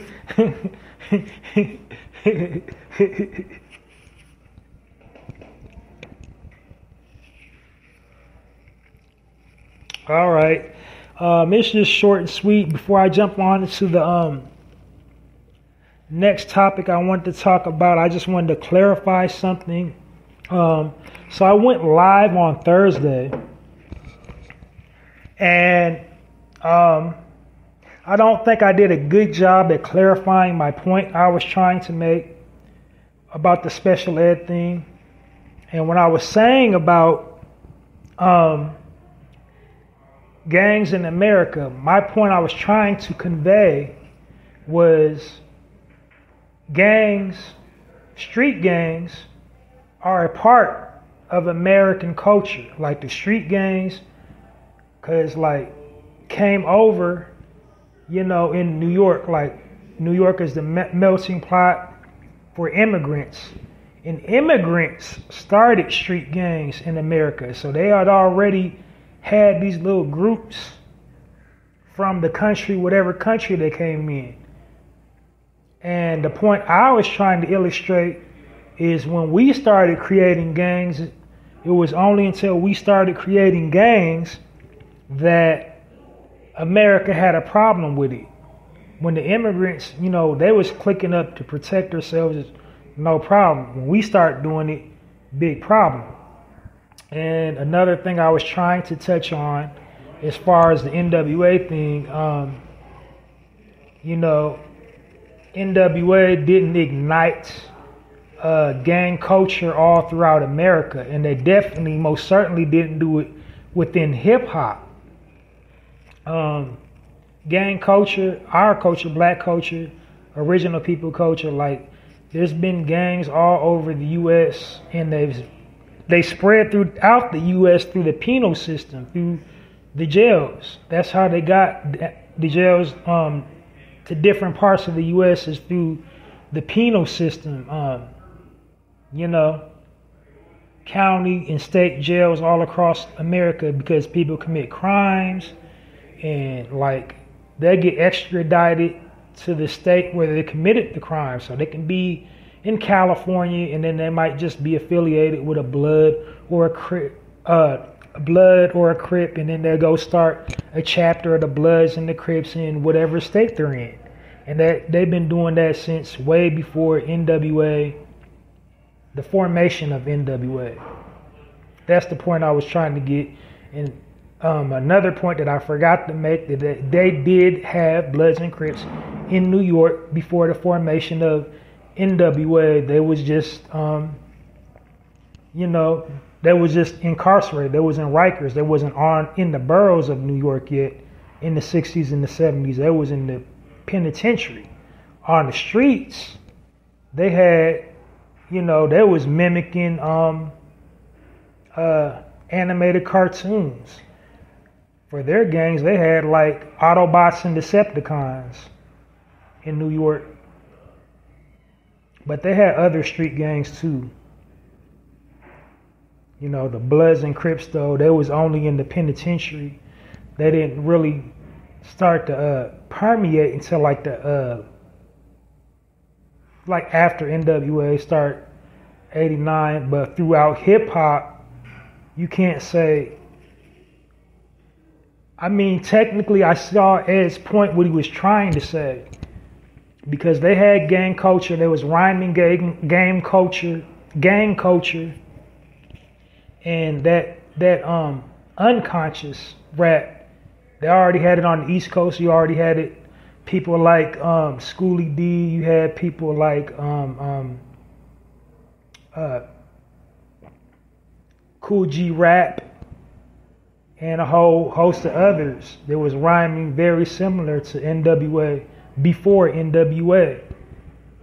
But what they did have, Rakim, he had a song called "Follow the Leader."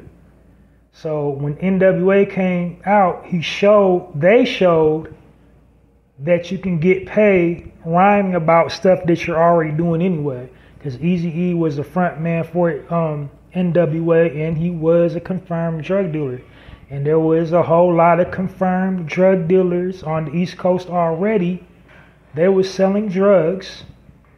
They was engaged in, RICO Act type stuff, but they wasn't putting it in their rhymes. They wasn't putting it in their rhymes because they didn't think they could sell the records. If they start rhyming about selling drugs, rhyming about, shooting other people. But they was already doing it, they just wasn't putting it on wax. But then when NWA came out, said, oh, you can make money. I can make money for stuff that I'm doing anyway. I didn't think I could make no money. That's why I didn't put it on the record.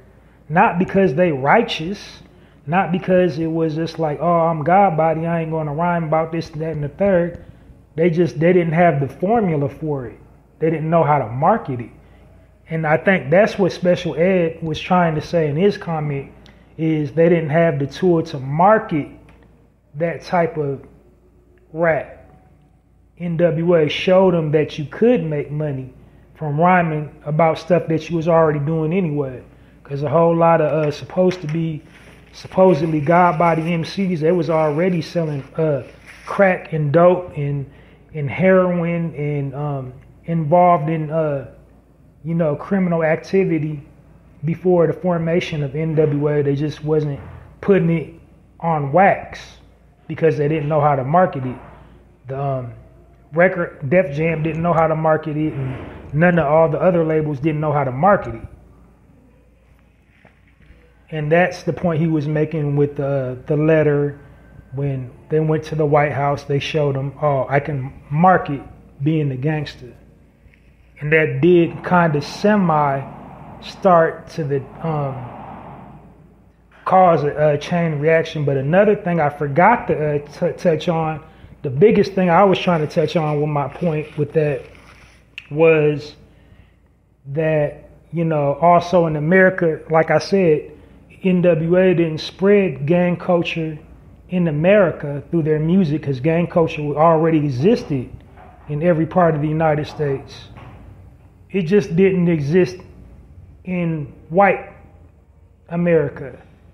So when NWA came out, that was appealing to Caucasian people because they didn't know nothing about it.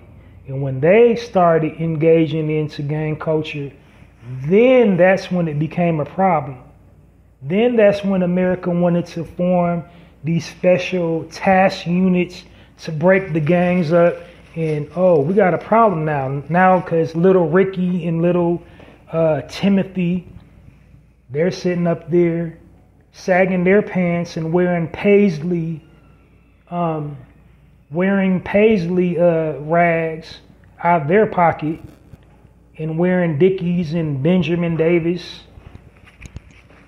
Like when they did it, now it's a problem. That's what I was trying to make, and I didn't really kind of convey that point. But like I said, he had a healthy conversation with the Dog Pound and Instagram, and it's pretty much over. But I guess I can piggyback on my next point because, Ice Cube been cutting up on the net again, defending, because people they've been kind of trying to go crazy on him, trying to say, NWA did play a role into the stagnation of hip hop. And of course he's defending it and saying, heroin and crack and coke and junkies and pimps and whores. They already been here way before NWA. How you gonna put that on NWA? And I feel them on that point. Next point.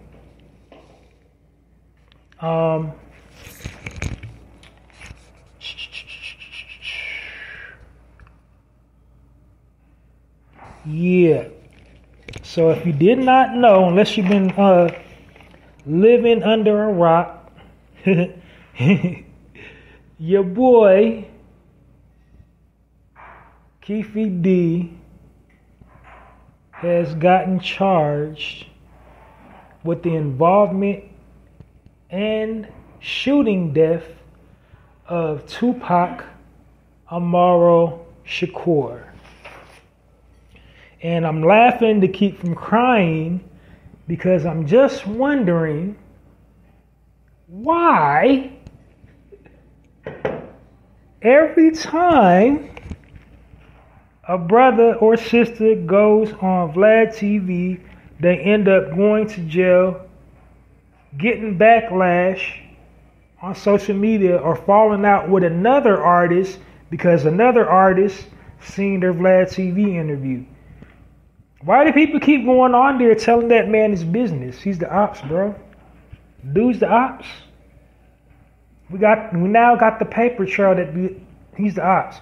Every single time, you know, all of his top grossing people that got him all his views, all his views that broke the internet, they all ended up getting in trouble later on in their career. Like almost, you could set your watch to it. You could almost set your watch to it the times they got in trouble going on there. He got one dude he saved on a Vlad TV interview. Out of all them thousands of people, we got one dude where, you know, no, he couldn't did the crime because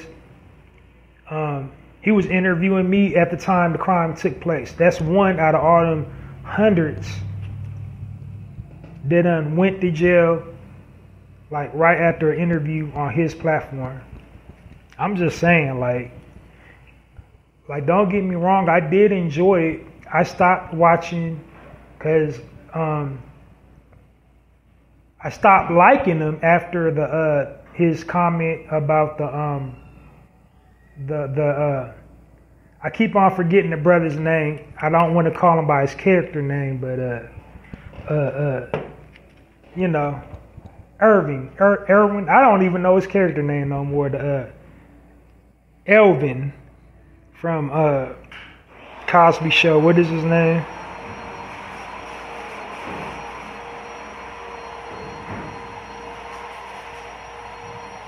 I gotta punch it in because I done forgot.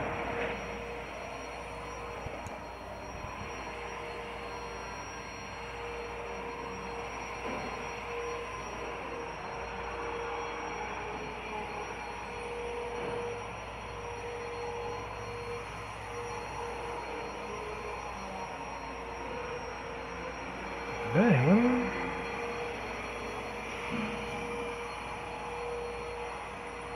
I'm trying to find his name. I done forgot.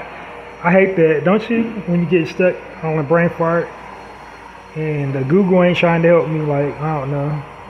Keeps on freezing up. Elvin. Doggone it. Well, I'll think of his name in a second.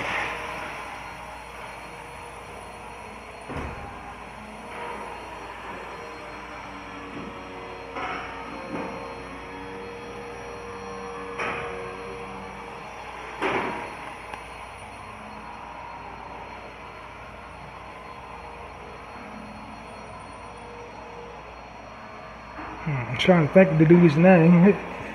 Well, the dude that played it, Elvin on the Cosby Show.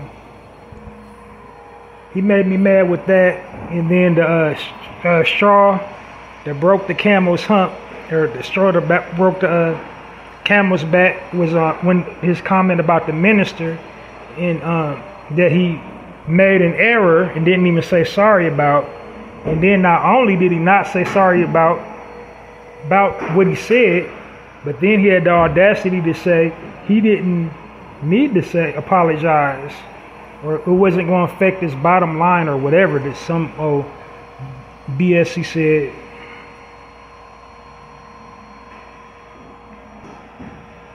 And, you know, that kind of rubbed me the wrong way. And after that, I unsubscribed and stopped watching it. But like I said, he been a thorn in our side for many a moon, and it's just funny. Keefy D's last interview was in the month of May, because I punched that up, and I was taking my notes. I do know at least that. And now he's in jail. He's incarcerated. He'd been charged with the death. He had been on his show like 4 times.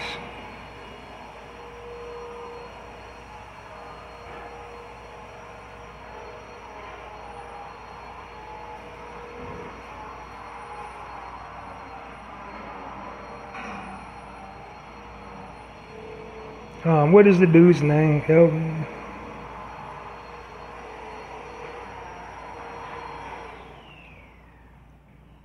Jeffrey Owens. Okay, his name was Jeffrey Owens. Yeah, he made me mad with the Jeffrey Owens comment saying he messed his life up because he was working at Trader Joe's. Yeah, so that was the biggest point that I was trying to make last week.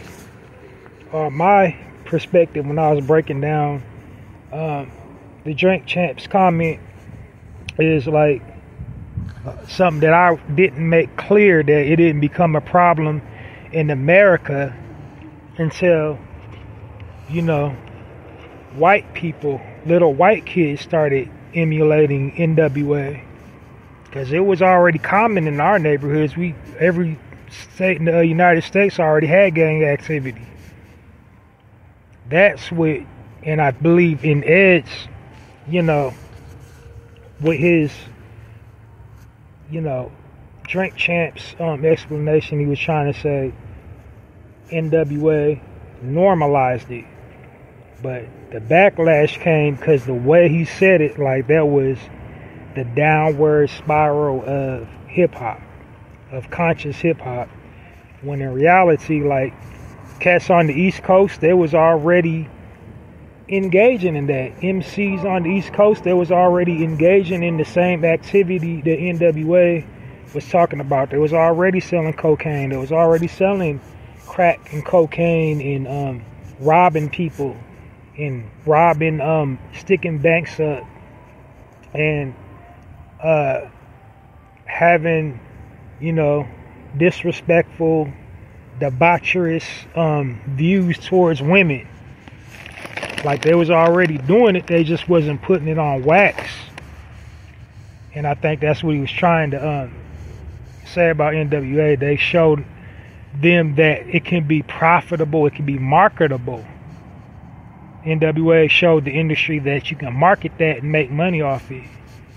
They just, as MCs, they wasn't just like they was super, you know, righteous and holy. They didn't believe that they could sell records. They didn't believe, you know, because like it's follow the leader. So somebody got to, you know, I don't think nobody was gutsy enough to take the plunge and put it on albums on the East Coast.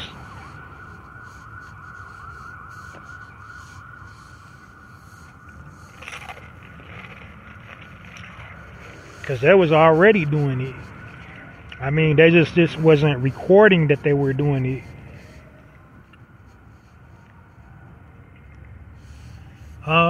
That's all I want to really say about that. The main point I was trying to make is it didn't become a problem in the United States until young white kids started trying to attempt to emulate NWA. But I did want to ask something going on in my mind. If anybody knows anybody from those particular organizations, the Bloods and the Crips, especially the Crips, like, how do they feel about their culture being in the mainstream now? Because, like, for example, like crip walking. Like crip walking is like a national. They have crip walking competitions now. They got all those crip walking TikToks and like Super Bowl. What was it last year? Super Bowl. They had the khaki suits and there was crip walking and I think even one of the Maori twins did the crip walk challenge. And then Serena, one of the Williamses, either Venus or Serena, she was crip walking when she won one of her meets. I'm like, I want to know how they feel about that, about their organization, because, you know, that's, like I said, when those two particular organizations started, it was to protect the neighborhood, to protect our people from the police and all threats, including threats from within, like, you know, to protect us also from other, like, drug dealers and pimps and all that.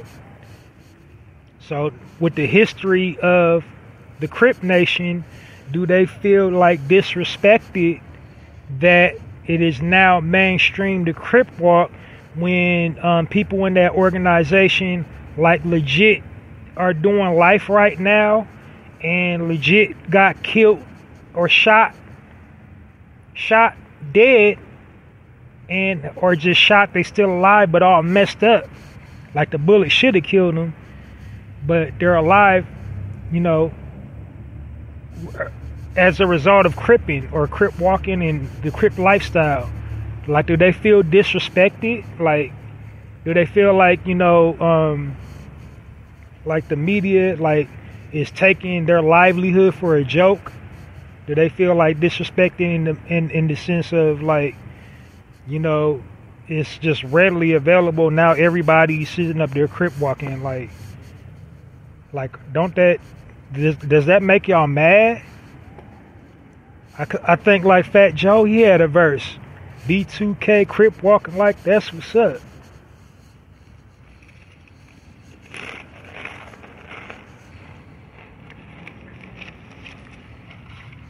I'm just saying.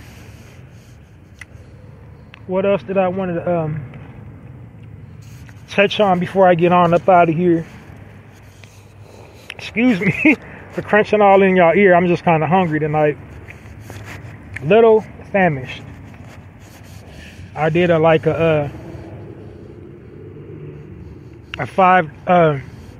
2-week fresh. Just nothing but just fresh fruit.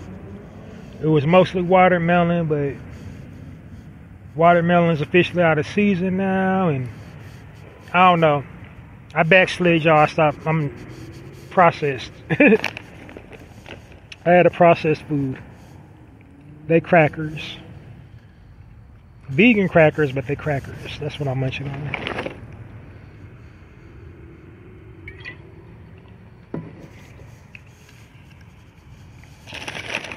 But yeah, that's just what I kind of want to know. More in the news. The writer's strike is officially now over. They finally found common ground. They finally got satisfied. Now, I didn't want to comment on it because I didn't know nothing about it. You know, basically they was not getting paid anything, like cents on the dollar. They was getting like $20 and $30 for entire seasons of sitcoms, movies, like less than 1,000 for movies grossing in the millions.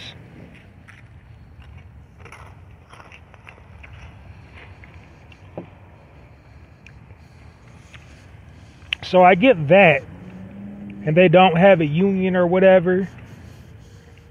But the thing I didn't understand, because like people go out to Hollywood to chase their dreams.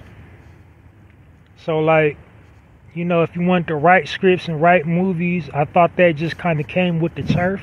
that you might potentially not get paid for something you do, or end up, can't afford your basic cost of living expenses. Like you might end up sleeping in your car or in a homeless shelter, trying to be a Hollywood writer.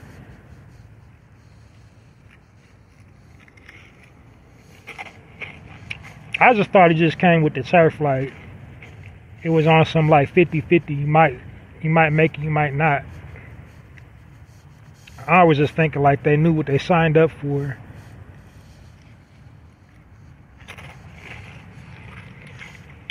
But the big question on my mind now that it's over, now that they got what they want, they found a resolution, they're satisfied with the outcome, are we going to see some strong black leads now? Now that the writers got what they want, what does that mean for our people? Like, are we going to start seeing more strong black leads? Are we going to start seeing a accurate original people family structure? Like, the brother got his stuff together. The sister, she got a career, but she ain't projecting that I don't need a man energy. I'm not a strong black woman. I'm still a vulnerable woman and I need a man. It's like, you know what I mean? Like how is our images going to be? What are we getting out of all this? Or is just Hollywood just going to continue to depict us in a negative light until we get our own? You know what I mean? That's just what I'm wondering, like, now that the strike is over with. Well, that's it for the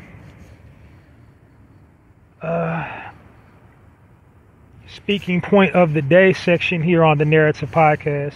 And now I'm rounding things out with my very last section. This section is called Final Thought, or the Final Word of the Day. And basically, this is just a reflective thought, something to make you ponder, critical, a wise word of wisdom, a gem, a jewel, whatever you want to call it, a nugget. Some people call them nuggets.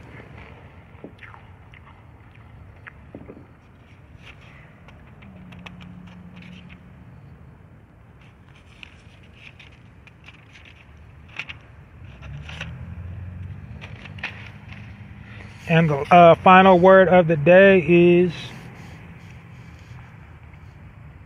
so first of all, some times I call it final thought, and the final word, it just kind of alternates through week to week.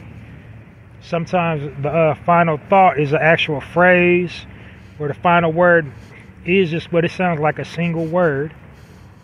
But I guess it's a final thought moment because it's actually a phrase. It's something I thought about.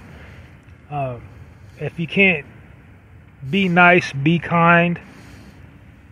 And I think that's my final thought of the day. Is be kind. We're not kind to each other out here. It's like this world is cold and harsh, and everybody's just on the go. We don't stop and socialize no more, and people will be going through it. Everybody's like super rude and mean to each other, like just like the gentle approach is the best. I guess my final thought was be gentle. That was my final thought, was be gentle. I got sidetracked. And it came to me in the song, because like in my playlist, I got like an eclectic playlist, but before I left the house out, there was this old R&B song. I think like it might have been mid-80s. It definitely wasn't 70s. It might have been 84, 85. By a guy named Frederick. And he had a song called Be Gentle. And people just ain't, gentle no more. Don't have a gentle spirit about it. Now, in the song, he was trying to, like, get up on the lady. But,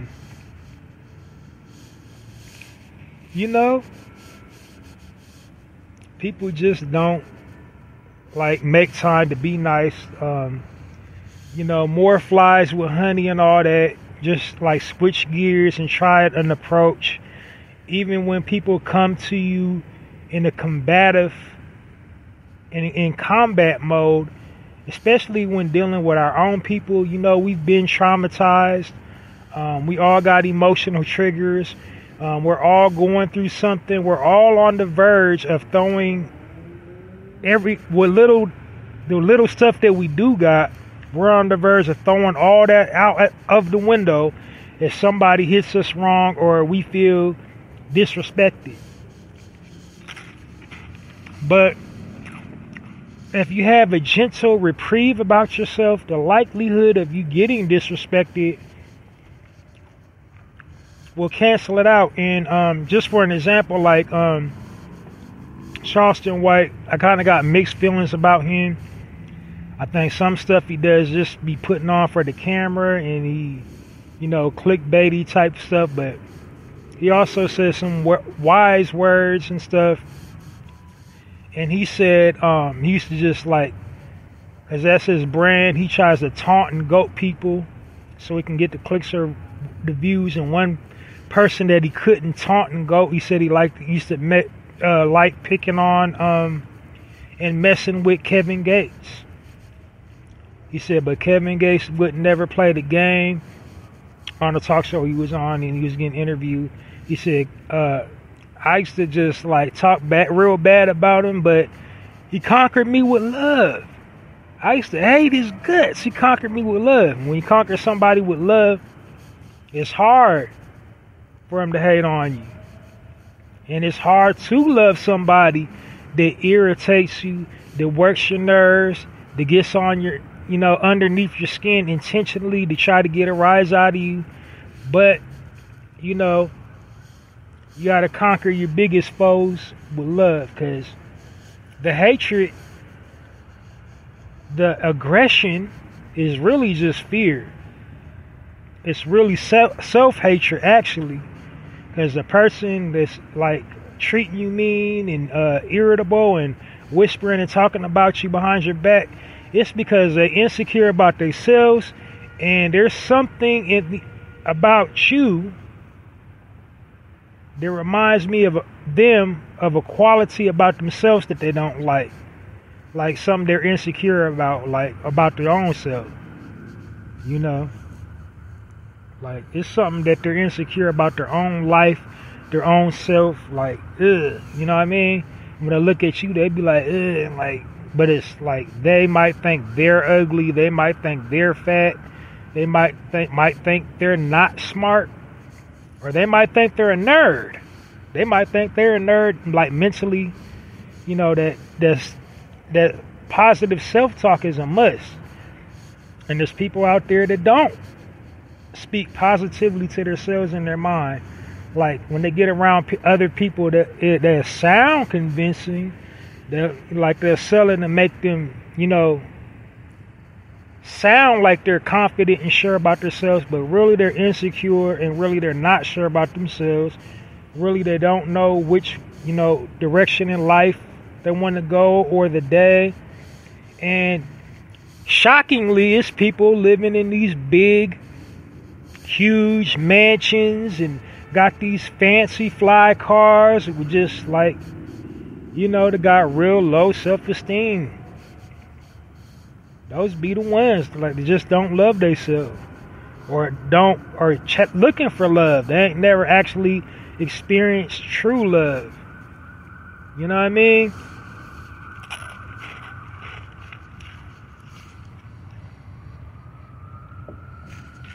They don't know how to love from a pure place. You got to be driven with some type of agenda, or some type of, what do I get out of this? What's in it for me? They don't know the concept of love, how love works. So they don't get how love works, so they don't love themselves, so shoot, they can't love you because they don't love themselves. And when you meet people that don't know how to love themselves, you gotta conquer them with love. Because if you try to conquer them with aggression, then essentially they won. That's exactly the type of, attention that they was looking for, and you gave it to them. Like they wanted some airtime, and you gave them he gave them the airtime that they was looking for by engaging them and lowering yourself to, let them pull you into their storm. So, there are, of course, exceptions to that rule. Like if somebody violates your personal space and got their finger all up in your face, or like aggressively touching you, then yeah, you got the right to defend yourself. But if they saying some stuff about you, like, you know what I mean? Especially something that ain't even true.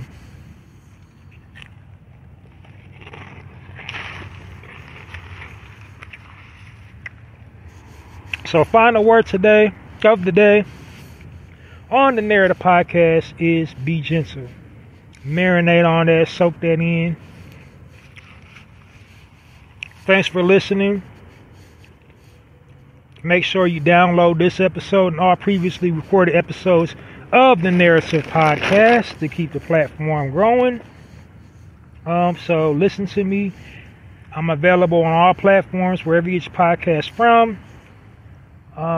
Make sure you're downloading, my podcast, the Narrative Podcast, hosted by me, Halsey Allen.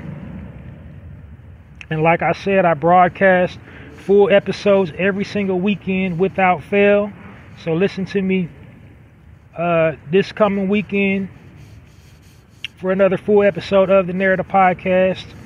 And then just tune in to me throughout the week, wherever you get your podcast from, because I never know when I'm going to have free time during the week to do a random live or go live randomly.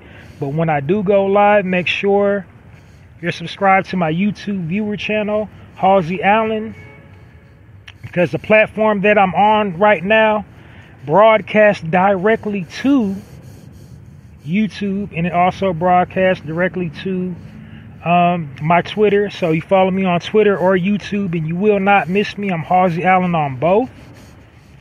So for the YouTube, click the subscribe button, notify all. Click that, make sure that's enabled, notify all, and you won't miss me when I'm broadcasting live. And then follow me on X, formerly Twitter. I'm Halsey Allen. You will be notified when I'm live on that, because like I said, this platform broadcasts to Twitter and YouTube. All right, so that's that for the Narrative Podcast stuff.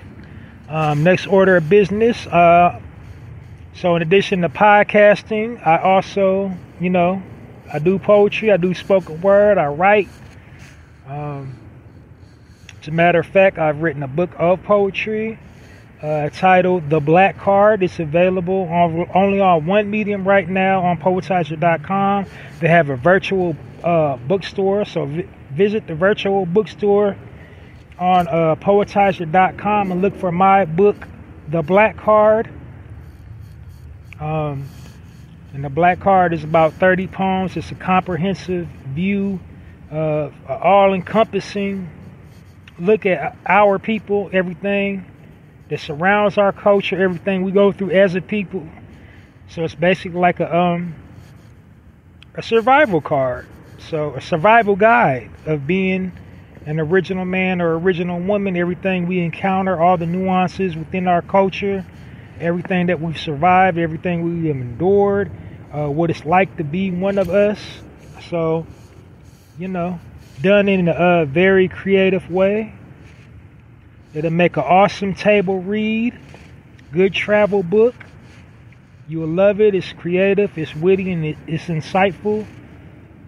Only one of its kind. So go do yourself the hugest favor. Head on over to that virtual bookstore on poetizer.com and purchase yourself a copy of the black card today, right now, or get your black card revoked.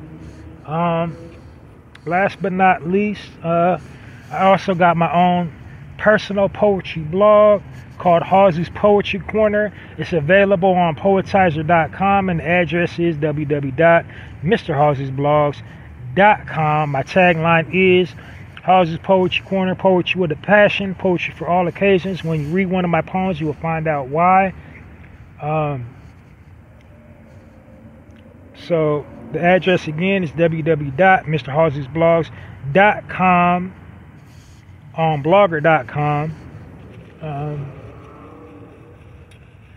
And it's just basically in the moment poetry. I just write it in the moment, very creative, witty, insightful, spontaneous. That's the word I'm looking for. It's just spontaneous poetry, just whatever pops into my mind at the time, title and all. I don't premeditate about the type of poem that I'm going to write.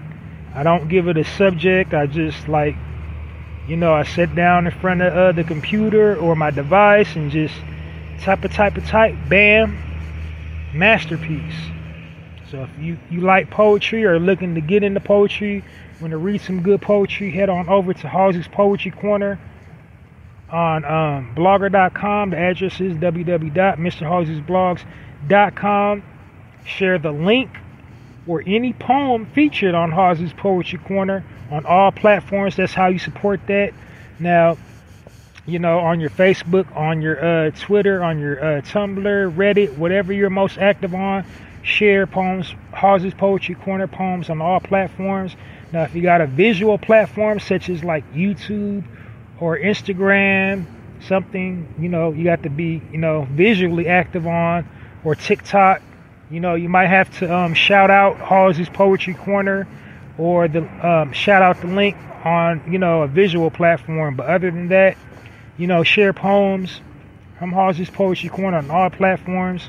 Well, that's it, and that's all. Thank you guys for listening. Check me out this weekend for another full episode of the Narrative Podcast. Remember to download this episode and all previously recorded episodes of the Narrative Podcast. I'm Halsey Allen. I'm changing the narrative one episode at a time, and I'm imploring you, the listeners, to become a narrator and join me in changing the narrative. I'm changing the narrative one episode at a time. I want you guys to change the narrative one social media post at a time. So, until next time, Halsey Allen and the Narrative Podcast signing off. And it's like that.